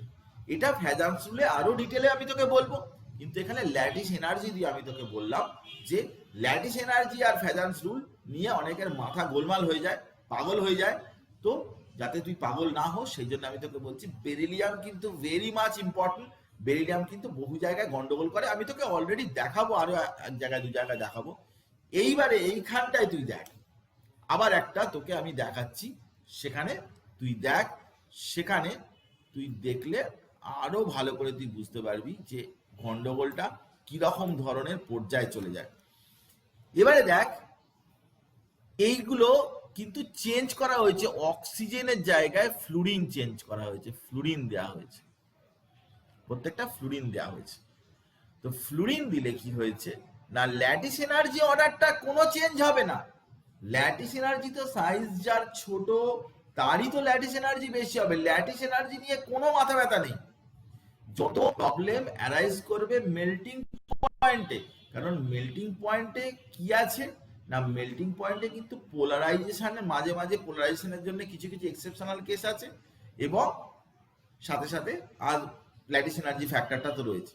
ল্যাটিস এনার্জি ফ্যাক্টর অনুযায়ী কি হওয়া উচিত আর কি হয়েছে তুই ভালো করে লক্ষ্য করে দেখ। এখানে সেটা হচ্ছে যে এই অর্ডারটা মেনটেন করা উচিত। প্রথম কথা, ক্যালসিয়াম ধাপাস করে লাফিয়ে ক্যালসিয়াম কিন্তু উপরে চলে গেছে। ম্যাগনেসিয়াম, ম্যাগনেসিয়াম তারপরে সেকেন্ড পজিশনে থাকার কথা, সেকেন্ড পজিশনে আছে। স্ট্রংশিয়াম, বেরিয়াম, সেগুলো সব ঠিক আছে। বেরিলিয়াম একদম লাস্টে চলে গেছে। ফ্লুরো কম্পাউন্ডের ক্ষেত্রে, ফ্লুরাইডস এর ক্ষেত্রে দেখা যায় যে ওর কোভ্যালেন্ট ক্যারেক্টারটা এমন এক্সটেন্টেই পৌঁছয় যে ওর কি হয় না, অন্যদের চাইতে ওর মেল্টিং পয়েন্টটা কিন্তু অনেকটাই কম হয়। তোকে ফ্লুরাইডের ক্ষেত্রে বেরিলিয়ামটার কোভ্যালেন্ট ক্যারেক্টার জন্য ওটাকে লাস্টে পাঠিয়ে দিতে হবে, ক্যালসিয়ামকে আগে পাঠাতে হবে। এই যে অর্ডার দেওয়া হয়েছে এটা এক্সপেরিমেন্টাল অর্ডার, কারণ এখানে পোলারাইজেশনেরও এফেক্ট আছে, ল্যাটিস এনার্জিরও এফেক্ট আছে। তুই এক্স্যাক্টলি বলতে পারবি না যে কোন ফ্যাক্টরটা কিভাবে রোল প্লে করছে, সেটা তুই বলতে পারবি না, সম্ভব। নিটের এই কোশ্চেনগুলোই কিন্তু যন্ত্রণাদায়ক। এটা একটা 1,00,000 স্টুডেন্টের মধ্যে 10 থেকে 15টা স্টুডেন্ট এই জিনিসটা রাইট করতে পারে। এখানেই কিন্তু পার্থক্য হয়ে যায়, র্যাঙ্কের পার্থক্য হয়ে যায় এইসব কোশ্চেনের জন্য। এইসব কোশ্চেনগুলো স্পেসিফিক্যালি ওই জন্যই দেওয়া হয় যে যারা কিনা সত্যি চান্স পেতে চায় তারা কি লেভেলে পড়াশোনা করেছে তুই ভাবতেই স্যার পারবি না। এই জিনিসটা আরেকবার একটু বুঝিয়ে দেবেন? হ্যাঁ স্যার, হ্যাঁ, আমার আমি বলছি, সেটা স্যার হচ্ছে কোভ্যালেন্ট ক্যারেক্টারটা যে যখনই পোলারাইজেশন এফেক্টটা প্লে করে তখন তার কোভ্যালেন্ট ক্যারেক্টার বাড়ে। পোলারাইজেশন মানে কি, ইলেকট্রন একজন ক্যাটায়ন অ্যানায়নের ইলেকট্রন ধরে টানছে। বেরিলিয়ামের সাইজ ছোট, সে সবসময় কি করে না, সে অন্যদের তুলনায় সে অ্যানায়নের ইলেকট্রনকে ধরে টানতে পারে, যেটা কিনা অন্যরা ওই গ্রুপের অন্য এলিমেন্ট গুলো ম্যাগনেসিয়াম বা ক্যালসিয়াম বা স্ট্রংশিয়াম বা বেরিয়াম এটা করতে পারে না। এবারে এই পোলারাইজেশনের এফেক্টটা আর ল্যাটিস এনার্জির এফেক্টটা দুটো তো কম্বাইন্ড এফেক্ট এবং অপোজিং এফেক্ট। তো কখনো কখনো কোনো কোনো এলিমেন্টের ক্ষেত্রে কোনো একটা এফেক্ট বেশি, যেরকম ক্যালসিয়ামের ক্ষেত্রে। ক্যালসিয়ামে দেখতে পাচ্ছিস যে পোলারাইজেশনের এফেক্টটা কিন্তু ওর কম, ওর ক্ষেত্রে ল্যাটিস এনার্জি এফেক্টটাই বেশি, ওর ল্যাটিস এনার্জি বেশি, সেই হিসাবে ও আগে চলে গেছে, পোলারাইজেশনের এফেক্টটা ওর ক্ষেত্রে কম। কিন্তু ম্যাগনেসিয়াম বা বেরিলিয়ামের পোলারাইজেশনের এফেক্টের জন্য ওরা কিন্তু পিছনের দিকে চলে যাচ্ছে, মানে ওদের মেল্টিং পয়েন্টটা বেশি হওয়ার কথা ছিল, মেল্টিং পয়েন্টটা কমের দিকে চলে গেছে। এবারে তুই এক্স্যাক্টলি কিন্তু এই অর্ডারটা সাজাতে পারবি না, মানে তুই কনসেপশন থেকে সাজাতে পারবি না, তোকে এটা জানতে হবে, মনে রাখতে হবে। কিছু কিছু ক্ষেত্রে একটু তোকে মনে রাখতে হবে, না হলে তুই করতে পারবি না। কারণ এখানে দুটো এফেক্ট আছে, একটা ল্যাটিস এনার্জির এফেক্ট, একটা পোলারাইজেশনের এফেক্ট। এই দুটো এফেক্টটা একসাথে রোল প্লে করে বলে বেশিরভাগ ক্ষেত্রেই কিন্তু এখানে বের করা মুশকিল হয়ে যায়। কিন্তু ক্যালসিয়ামের ফ্লুরাইডের ক্ষেত্রে ক্যালসিয়ামের অনেক বেশি মেল্টিং পয়েন্ট, কিন্তু অক্সাইডের ক্ষেত্রে তার মেল্টিং পয়েন্টটা কিন্তু কম ম্যাগনেসিয়ামের চাইতে। দেখ এখানে ম্যাগনেসিয়াম আগে রয়েছে, ক্যালসিয়াম পরে আছে, কিন্তু নিচেরটায় কিন্তু ফ্লুরাইড আগে রয়েছে, ম্যাগনেসিয়াম ফ্লুরাইড পরে আছে। এটা কিন্তু তোকে মনে রাখতে হবে। এই কেসটা কিন্তু অনেকবার দিয়েছে, অপোজিং এফেক্টের জন্য এটা গোলমাল হয়। আর বেরিলিয়ামের কোভ্যালেন্ট ক্যারেক্টার বেশি, বেরিলিয়াম ছোট সাইজ। আমি তোকে আগেও দেখিয়েছি যে ক্যাটায়ন যখন বড় হয় তখন এই ঘটনাগুলো, এই দেখ ক্যাটায়ন যখন বড় হয়, আমি সেদিন আগে লিখে দিই, ক্যাটায়ন যখন বড় হয় তখনই কিন্তু এই ল্যাটিস এনার্জি ডিসাইড করে। ক্যাটায়ন যখন ছোট হয়ে যায়, বেরিলিয়ামের ক্যাটায়ন হচ্ছে ছোট, ছোট হলে ল্যাটিস এনার্জি তখন ডিটেক্ট করতে পারে না। ল্যাটিস এনার্জি দিয়ে বেরিলিয়ামটা হচ্ছে না, বেরিলিয়ামটা তার পোলারাইজেশনের জন্যই হচ্ছে, ল্যাটিস এনার্জি দিয়ে এই ফ্যাক্টরটা আসছে না। নেক্সট আমি তোকে যেটা বলবো সেটা হচ্ছে, দেখ সবসময় একটা জিনিস তুই লক্ষ্য করছিস যে যেই তুই ফ্লুরাইডে যাচ্ছিস তখন কিন্তু ল্যাটিস এনার্জি ফ্যাক্টরটা তুই দেখলি যে বেরিলিয়াম ফ্লুরাইড, তুই আগেরটা যখন দেখলি যে বেরিলিয়াম অক্সাইড যখন করেছি তখন আর বেরিলিয়াম ফ্লুরাইড যখন করেছি, এই দুটোর পজিশন তুই লক্ষ্য করে দেখেছিস। বেরিলিয়াম অক্সাইডে তুই ভালো করে লক্ষ্য করে দেখ যে বেরিলিয়াম অক্সাইডটা কোথায় আছে আর বেরিলিয়াম ফ্লুরাইডটা কোথায় আছে, ভালো করে খেয়াল করে দেখ যে বেরিলিয়াম অক্সাইডটা অনেকটা আগে আছে, মানে ল্যাটিস এনার্জিকে কিছুটা সাপোর্ট করছে, কিন্তু ফ্লুরাইডে একদম লাস্টে চলে গেছে। মানে ল্যাটিস এনার্জির কে একদম, আমার কথাটা বোঝার চেষ্টা কর, ল্যাটিস এনার্জি বেশি হলে মেল্টিং পয়েন্টটাও বেশি হয়। বেরিলিয়ামে এক্সেপশন আছে, ঠিক আছে, মানলাম যে বেরিলিয়ামে এক্সেপশন আছে, কিন্তু বেরিলিয়াম অক্সাইড আর বেরিলিয়াম ফ্লুরাইডের মধ্যে আবার গোলমাল হয়ে গেল কি করে? বেরিলিয়াম অক্সাইডটা আগে চলে গেল, বেরিলিয়াম ফ্লুরাইডটা পরে চলে গেল। বেসিক্যালি ব্যাপারটা হচ্ছে যে বেরিলিয়াম অক্সাইড এবং ফ্লুরাইডের মধ্যে কিন্তু ল্যাটিস এনার্জি ডিফারেন্স হয়ে গেছে অনেকটা। তুই ভালো করে খেয়াল করে দেখ, এর ল্যাটিস এনার্জি কত না 2530, আর এর ল্যাটিস এনার্জি কত, খুবই কম। মানে বেরিলিয়াম ফ্লুরাইডের ল্যাটিস এনার্জিটা এতই কম যে বেরিলিয়াম ফ্লুরাইড লাস্টে চলে গেছে। দেখ বেরিলিয়াম ফ্লুরাইড এখানে কোথায় আছে, দেখ লাস্টে চলে গেছে। কেন? বেরিলিয়াম ফ্লুরাইডের ল্যাটিস এনার্জি কিন্তু অনেকই কম, দেখ কত 800। কেন এরকম কম হয়ে গেছে? বেরিলিয়াম অক্সাইড যখন বলছিস তখন Q1 ইন্টু Q2 সেটা 4 আসছে, কিন্তু বেরিলিয়াম ফ্লুরাইড যখন হচ্ছে তখন Q1 ইন্টু Q2 এটা 2 আসছে। তো অটোমেটিক্যালি বেরিলিয়াম ফ্লুরাইডের জায়গা বেরিলিয়াম অক্সাইডের মতো হবে না। ম্যাগনেসিয়াম অক্সাইড, ম্যাগনেসিয়াম ফ্লুরাইড, তুই ভালো করে খেয়াল করে দেখ যে ম্যাগনেসিয়াম অক্সাইড, ম্যাগনেসিয়াম ফ্লুরাইড কোথায় গেছে? ম্যাগনেসিয়াম ফ্লুরাইডের জায়গা চেঞ্জ হয়ে গেছে। এখানেও ঠিক তাই, যে Q1 Q2 এটা মাল্টিপ্লিকেশন 4, কিন্তু এখানে Q1 Q2 মাল্টিপ্লিকেশন হচ্ছে 2, বা ক্যালসিয়ামের ক্ষেত্রেও তাই। তাহলে Q1 Q2 এই ভ্যালুগুলো কিন্তু আবার ডিটারমিন করছে, কারণ সব সময়তে তুই ওটা দেখলে হবে না যে শুধু ল্যাটিস পোলারাইজেশনের সাথে তুই যখন অক্সিজেন ফ্লুইড চেঞ্জ করছিস তখন Q1 Q2 চেঞ্জ হচ্ছে। তো Q1 Q2 ভ্যালু যদি একই থাকে তখন কিন্তু রেডিয়াস বা সাইজের ব্যাপারটা গুরুত্বপূর্ণ হচ্ছে। কিন্তু যখন আবার Q1 Q2 দুটোর মধ্যে কম্পেয়ার, দুটো আলাদা রোয়েতে কম্পেয়ার করছিস, এই যে উপরের রো আর নিচের রো যখন কম্পেয়ার করবি তখন কিন্তু ল্যাটিস এনার্জি ফ্যাক্টরটা কিন্তু চেঞ্জ হয়ে যাবে, কারণ উপরের ফ্যাক্টরেতে Q1 Q2টা 4, কিন্তু নিচেরটায় Q1 Q2টা 2। সেই জন্যে উপরের সাথে নিচের কিন্তু একই রকমের যে রেঞ্জ, একই রকমের যে অর্ডার হবে সেই অর্ডারটা কিন্তু মিলবে না। সবসময় চার্জ যদি বেশি হয়ে যায় ল্যাটিস এনার্জি অটোমেটিক্যালি বেশি হয়ে যাবে। বেরিলিয়াম ফ্লুরাইড লাস্টে চলে যাওয়ার পিছনে এটা একটা বড় কারণ, বা ম্যাগনেসিয়াম আগে চলে যাওয়ার পিছনে এটাও একটা, আগে পরে হওয়ার পিছনে এটাও একটা বড় কারণ। কারণ অক্সাইডের সাথে তুই ফ্লুরাইডের কম্পেয়ার করতে পারবি না। অক্সাইড হচ্ছে চার্জ 2 আর ফ্লুরাইড হচ্ছে চার্জ 1। সেই জন্য অক্সাইডের অর্ডার দেখে তুই ফ্লুরাইডের অর্ডার ঠিক করতে পারবি না, ওভাবে হয় না। সেই জন্য আমি আলাদা করে অক্সাইড ফ্লুরাইড ওখানে এক্সাম্পল দিয়েছি, এবং এখানে কোভ্যালেন্ট ক্যারেক্টারটাও কিন্তু অক্সাইডের পোলারাইজেশনের জন্য অক্সাইডের বেশি হয় পোলারাইজেশন, কিন্তু মেল্টিং পয়েন্ট অর্ডার এর বেশি হয় MO এর চাইতে, MOর MF2 চাইতে, কারণ সেখানে কিন্তু ল্যাটিস এনার্জির ফ্যাক্টরটা কিন্তু জড়িয়ে থাকে বলে এই কারণেই এটা হয়।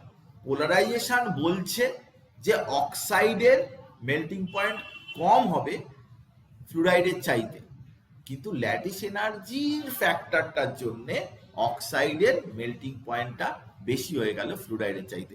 এই ব্যাপারটা কি তুই বুঝতে পেরেছিস কি বুঝতে পারিসনি?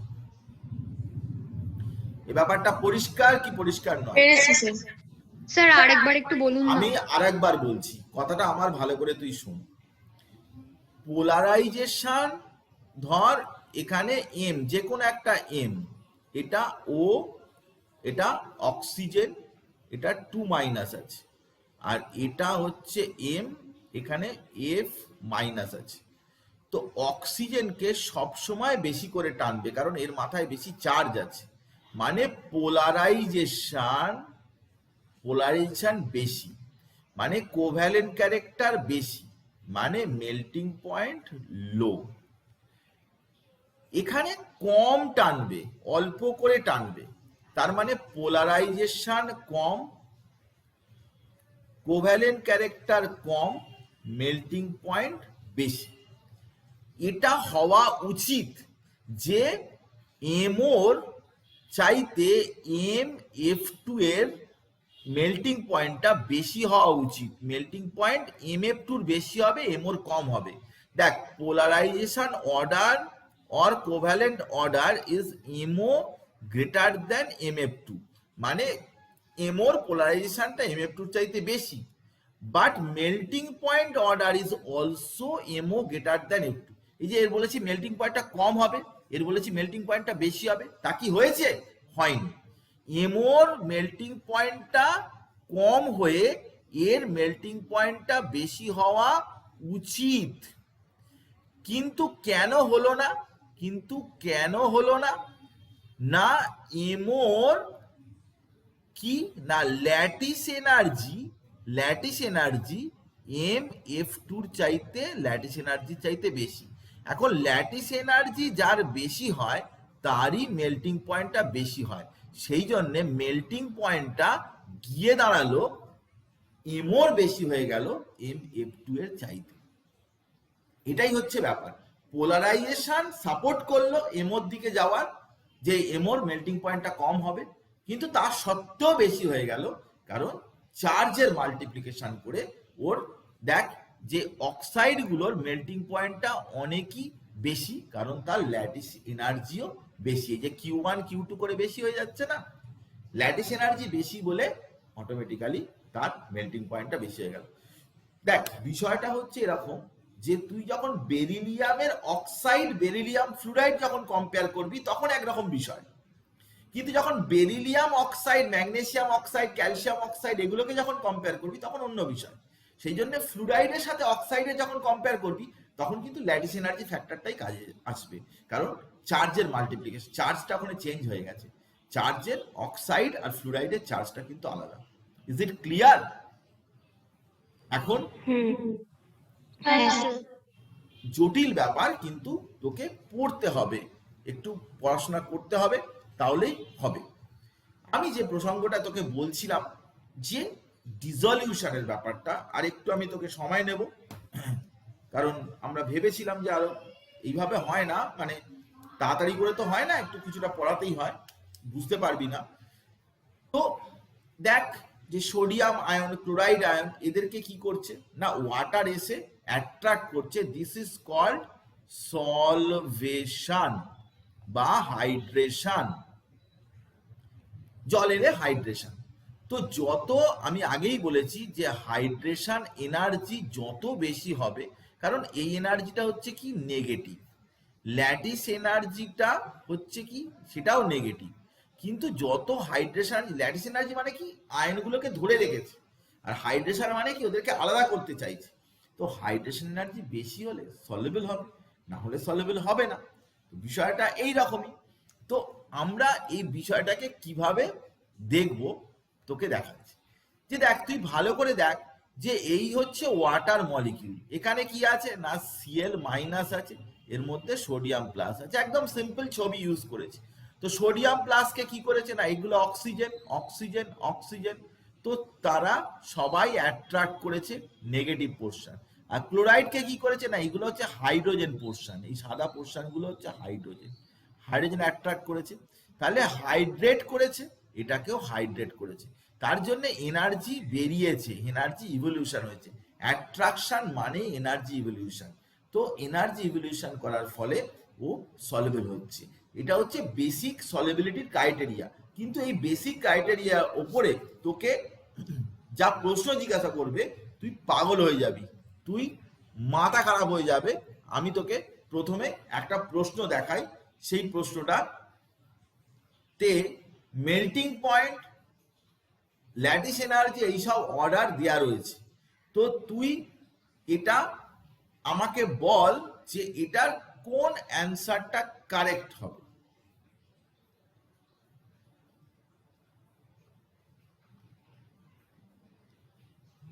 আচ্ছা ঠিক আছে, এটা তুই চেষ্টা করবি, হোম ওয়ার্ক দিলাম, এটা কিন্তু NCERTর কোশ্চেন, কিন্তু ভীষণ স্যার ভালো এটা সি question। হবে কি? হ্যাঁ সি হবে? সি, হ্যাঁ। আচ্ছা তুই না। ভালো করে ভেবে দেখবি, আমি তোকে অ্যান্সারটা বলে দিচ্ছি কিন্তু তুই ভালো করে ভেবে দেখবি, এটা খুবই চ্যালেঞ্জিং একটা কোশ্চেন। আমি তোকে অ্যান্সারটা বলে দিচ্ছি, অ্যান্সার হচ্ছে এটা ভাবতেই পারবি না, অল আর কারেক্ট, সবগুলো ঠিক আছে, প্রত্যেকটা ঠিক আছে। কেন এরকম তুই ভালো করে ভেবে দেখবি, না হলে আমি নেক্সট ক্লাসে এটা নিয়ে ডিসকাস করব যে কেন সবগুলো ঠিক আছে, কিন্তু প্রত্যেকটাই ঠিক আছে।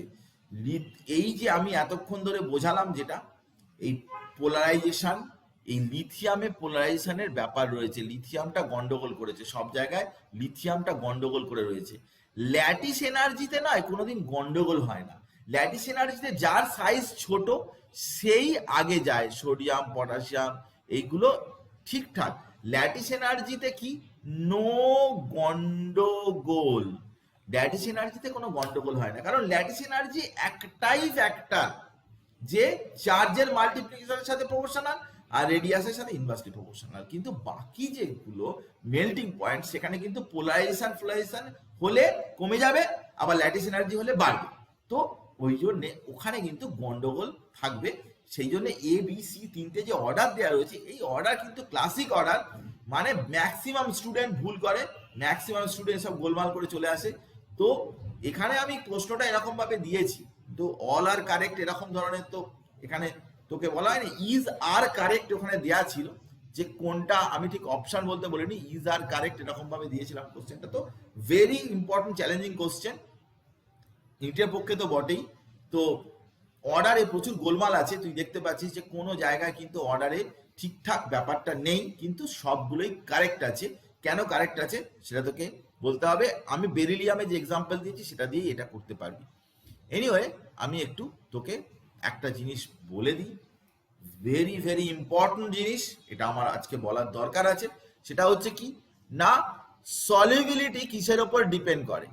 সলিবিলিটি আমি তোকে বলছি যে সলিবিলিটি মানে যে সলভেশন এনার্জি, এটা হচ্ছে এসি মানে হচ্ছে solvation energy, directly proportional to Z plus Z minus, মানে চার্জ যত বেশি হবে তত আর কি না রেডিয়াসের সাথে 1/r plus plus 1/r minus এটার সাথেও প্রপোর্শনাল। মানে সাইজ ছোট হলে সলভেশন এনার্জি বেশি হবে, চার্জ বেশি হলে, ধর একটা সোডিয়াম প্লাস, তার বাইরে ওয়াটার যত ঘিরে থাকবে, একটা ম্যাগনেসিয়াম 2+ এর বাইরে ওয়াটার বেশি ঘিরে থাকবে। আর সাইজ যদি লিথিয়াম ছোট সাইজ হয় তার বাইরেও বেশি ওয়াটার মলিকুল ঘিরে থাকবে, সাইজের সাথে ইনভার্সলি প্রপোর্শনাল আর এর সাথেও ডাইরেক্টলি প্রপোর্শনাল। আর একটা জিনিস আছে সেটা হচ্ছে কি ডাই ইলেকট্রিক কনস্ট্যান্ট। অ্যাকচুয়ালি তুমি কার মধ্যে ডিজলভ করাচ্ছ তার উপরেও কিন্তু বিষয়টা ডিপেন্ড করে। কার মধ্যে তুমি ডিজলভ করাচ্ছ, তার জলে ডিজলভ করাচ্ছ কি মিথাইল অ্যালকোহল ডিজলভ করাচ্ছ কি ইথাইল অ্যালকোহল, প্রত্যেকের একটা ডাইলেকট্রিক কনস্ট্যান্ট ভ্যালু আছে। ডাইলেকট্রিক কনস্ট্যান্ট ভ্যালু এরকম ভাবে ভ্যালুটা দেয়া থাকে, এই যে এপসাইলন আর এরকম ভ্যালু দেয়া থাকে। তো সেটার সাথে কি না 1 মাইনাস 1/ER এর সাথে ডাইরেক্টলি প্রপোর্শনাল। মানে কিরকম না, যদি ER বাড়ে তাহলে 1/ER কমে, এখানে 1/ER আছে, 1/ER কমে। 1/ER যদি কমে তাহলে 1 মাইনাস 1/ER বাড়ে, মানে এটা কি সলভেশন এনার্জি বাড়বে। মানে নর্মালি আমি তোকে বলছি যে 1 মাইনাস 1/ER যদি বাড়ে সলভেশন এনার্জিও বাড়বে। তো ER এখানে দেখলে হবে না, 1 মাইনাস 1/ER দেখতে হবে। তার মানে ER যত বাড়বে সলভেশন এনার্জিও বাড়বে।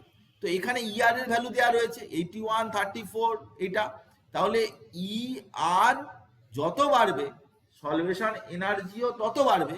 তার মানে ওয়াটারে ভালো ডিজলভ হবে, তারপরে মিথাইল অ্যালকোহল, তারপরে ইথাইল অ্যালকোহল। ডিসলিউশনটা যত বেশি পোলার সলভেন্ট হবে তত বেশি তার ডিসলিউশনটা বাড়বে। ডিসলিউশন ব্যাপারটা তার ক্ষেত্রে বেশি ইম্পর্টেন্ট হবে। এটা তুই এখানে দেখলেই বুঝতে পারবি, ব্যাপারটা জটিলতা নেই, আসলে রিলেশনশিপটা একটু জটিল সেই জন্য। তো আমি তোকে যেটা বলছিলাম, এবারে সলিবিলিটি অফ আয়নিক কম্পাউন্ড আমি তোকে জিস্ট বলে দিচ্ছি যে দেখ, যত সাইজ কি না যত হাইড্রেশন বেশি হবে তার সাইজটা কিন্তু তত বেশি হবে। লিথিয়াম আয়নের সাইজ বড় সোডিয়াম আয়নের চাইতে সলিউশনে মনে রাখবি। লিথিয়াম আয়ন এমনিতে ছোট, কিন্তু জল তাকে ঘিরে থাকলে সাইজ বড় হয়ে যাবে। লিথিয়াম আয়নের সাইজ বড় সোডিয়াম আয়নের চাইতে। তো বড় সাইজ হলে তার মোবিলিটি কম হয়ে যাবে, মানে দৌড়দৌড়ি করবে কম, দৌড়তে পারবে কম, তাহলে লিথিয়াম আয়নে দৌড়দৌড়ি করার ক্ষমতা কম। 3 নম্বর কি না ইলেকট্রিক্যাল কন্ডাক্ট্যান্স, মানে ইলেকট্রোডে যাবে, ইলেকট্রোডে গিয়ে তো কন্ডাক্ট করতে হবে ইলেকট্রিসিটি, তাহলে তার কি হবে না সাইজ বড় হয়ে গেছে, দৌড়দৌড়ি করতে পারছে না, তাহলে ইলেকট্রোডেও সে অত ভালো যেতে পারবে না। Electrode conductance related to mobility, তাহলে সেটাও কিন্তু কি হয়ে যাবে, ডিক্রিজ করে যাবে, কমে যাবে। তাহলে হাইড্রেশন এনার্জি যদি তুই জানিস, সেখান থেকে তুই ইলেকট্রিক্যাল কন্ডাক্ট্যান্স পর্যন্ত চলে আসতে পারবি। লিথিয়াম সলিউশনে কম ইলেকট্রিসিটি কন্ডাক্ট করে সিজিয়ামের চাইতে, সিজিয়ামের অত বড় সাইজ, কিন্তু সেটা দেখলে হবে না, জল তাকে ঘিরে থাকার পরে সাইজটা কিন্তু কমে যাচ্ছে। লিথিয়ামের সাইজ বেশি আর সিজিয়ামের সাইজটা কিন্তু অনেকটাই কমে যাচ্ছে, সেই জন্য ইলেকট্রিক্যাল কন্ডাক্ট্যান্স কিন্তু ব্যাপারটা ডিক্রিজ করে যাচ্ছে। তো ল্যাটিস এনার্জি জেনারেলি কি হয় না, আমরা একটু সিম্পলিফাই করেছি ইকুয়েশনটাকে, যে ল্যাটিস এনার্জি এই জিনিসটা পড়িয়ে শেষ করব, আমি একটু কষ্ট দিচ্ছি কিন্তু কিছু করার নেই, এইটা একটা পার্ট সলিবিলিটি, খুব গুরুত্বপূর্ণ, খুব ইন্টারেস্টিং ব্যাপার। সেটা হচ্ছে কি না ল্যাটিস এনার্জিটা 1/R++R- তার সাথে প্রপোর্শনাল, মানে তার স্কোয়ারের সাথে। তো আমরা একটু ইগনোর করেছি আর কি, মানে জেনারেল ফর্মটা ইউজ করেছি। সলভেশন এনার্জি কিন্তু 1/R+1/R- এর সাথে প্রপোর্শনাল। তো সবসময় মনে রাখবি যে ডিফারেন্স, আমার কথাটা ভালো করে মন দিয়ে শোন, ক্যাটায়ন অ্যানায়নের রেডিয়াসের difference, greater the difference between the radii greater will be solubility. Difference যত বেশি হবে তার সলিবিলিটি বেশি হবে।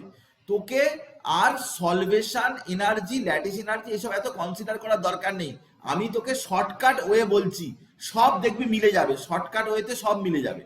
সলিবিলিটি কার বেশি হবে তুই কিছু চিন্তা করবি না, তুই দেখবি যে ক্যাটায়ন অ্যানায়নের মধ্যে ডিফারেন্ট সাইজের বেশি। দেখ সিজিয়াম কি বড়, ফ্লুরিন ছোট, তাহলে ডিফারেন্স সাইজের ডিফারেন্সটা এটা সব থেকে বড় হলো, এ সব থেকে বেশি সলিবল হবে। সলিবিলিটি এদিক থেকে এদিকে কি হবে, সলিবিলিটি ইনক্রিজ করবে। এরকম আমি অনেক কোশ্চেন খুঁজে খুঁজে পেয়েছি, নিটেরই কোশ্চেন, তাতে সব সলিবিলিটির অর্ডার দেয়া আছে, আমি তাতে অ্যাপ্লাই করে দেখেছি যে প্রত্যেকটাতে মিলছে। এ দেখ আমি তোকে বলে দিচ্ছি যে এতগুলো কোশ্চেন আছে। এটা হচ্ছে কি না, ডেল্টা আর মানে হচ্ছে difference in radius of R plus and R minus, মানে ক্যাটায়ন অ্যানায়নের রেডিয়াস ডিফারেন্স, সলিবিলিটি বাড়ছে। যত ডিফারেন্স বাড়বে সলিবিলিটি বাড়বে। এ দেখ, লিথিয়াম ফ্লুরাইড সেটা বেশি সলেবল না লিথিয়াম আয়োডাইড বেশি soluble?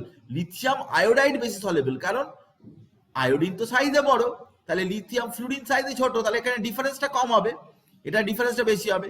Sodium fluoride sodium iodide soluble বেশি হবে। Lithium fluoride, sodium fluoride, potassium fluoride, rubidium fluoride, caesium ফ্লুরাইডটা কিন্তু বেশি সলেবল হবে, কারণ সিজিয়াম আছে ফ্লুরিন। এবার দেখ, caesium fluoride, caesium chloride, caesium bromide, caesium iodide, caesium ফ্লুরাইডটা বেশি সলেবল হবে। সবসময় ক্যাটায়ন অ্যানায়নের মধ্যে ডিফারেন্সটা দেখ, সিজিয়াম আয়োডাইড বেশি সলেবল হবে না, লিথিয়াম আয়োডাইড কিন্তু বেশি সলেবল হবে, সিজিয়াম আয়োডাইড হবে না, কারণ লিথিয়াম সাইজ ছোট, আয়োডিন সাইজ বড়। এবার দেখ, বেরিলিয়াম হাইড্রক্সাইড আর বেরিয়াম হাইড্রক্সাইড, বেরিয়াম হাইড্রক্সাইড কিন্তু বেশি সলেবল, সিজিয়াম হাইড্রক্সাইড বেশি সলেবল। আবার বেরিয়াম সালফেট কিন্তু কম সলেবল, কারণ সালফেটটা বড় আর বেরিলিয়ামটা ছোট, তাহলে বেরিলিয়াম সালফেট বেশি সলেবল। এবার লিথিয়াম ক্লোরাইড, লিথিয়ামটা ছোট, ক্লোরাইডটা বড়, তাহলে লিথিয়াম ক্লোরাইড বেশি সলেবল। তুই এটা বুঝেছিস কি হ্যাঁ কি না আমাকে বল, এই ব্যাপারটা বুঝতে। এটা কিন্তু খুব মারাত্মক। অনেক বইতে এক্সেপশন বলে লেখা রয়েছে, কিন্তু আমি হিসাব করে দেখেছি যে এর একটা জিনিসও এক্সেপশন নয়। বইতে লেখা আছে যে বেরিয়াম সালফেট কম সলেবল, লিথিয়াম বেরিলিয়াম বেশি সলেবল, এইসব লেখা রয়েছে। আমার মনে হয় না তার এটা কোনো ডিফারেন্স কিনা। আমাকে জিজ্ঞাসা কর যে কোনো এখানে কোনো অসুবিধা আছে কিনা, প্লিজ। কোনো প্রবলেম হলে আমাকে বল। এই জিনিসটা বুঝেছিস কি বুঝিসনি? বুঝেছি স্যার। হ্যাঁ স্যার, সবসময় সাইজের ডিফারেন্স করবি, ক্যাটায়ন আর অ্যানায়নের সাইজের ডিফারেন্স করবি, দেখবি অব্যর্থভাবে সলিবিলিটি মিলে যাবে, সলিবিলিটি মিলে যাবে। তোকে যখন দেখ, যখনই তোকে কম্পেয়ার করতে দেবে তখন একটা পার্ট একই, লিথিয়াম দিলে সবকটা লিথিয়াম দেবে, অ্যানায়নটা চেঞ্জ করবে, ফ্লুরিন, ব্রোমিন, ক্লোরিন, আয়োডিন এরকম দেবে, বা ক্লোরেট, ব্রোমেট বা সালফেট, অ্যানায়নটাকে চেঞ্জ করবে, ক্যাটায়নটা একই রাখবে। আবার ক্যাটায়নটা এক রাখলে আবার অ্যানায়নটাকে চেঞ্জ করবে, অ্যানায়নটা এক রাখলে ক্যাটায়নটা চেঞ্জ করবে।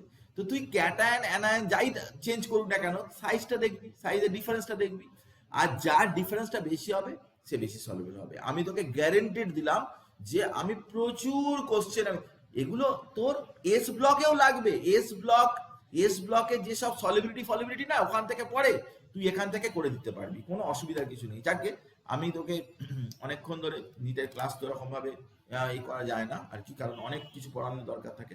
তো এনিওয়ে, আমরা অনেক কিছু আমাদের কেমিক্যাল বন্ডে বোঝানোর আছে, বুঝতেই পারছিস যে সবে আয়নিক বন্ড হচ্ছে, তাও আমাদের ফ্যাজানসুল আমরা পড়াইনি, কোভালেন্ট বন্ড পড়াইনি, তাই অনেকটা টার্গেটের চাইতে অনেকটা দূরেই আছে, পরের দিকটা আরো বেশি করে পড়াতে হবে। তো এই পর্যন্ত থাকলো আজকে, তো ভালো করে পড়াশোনা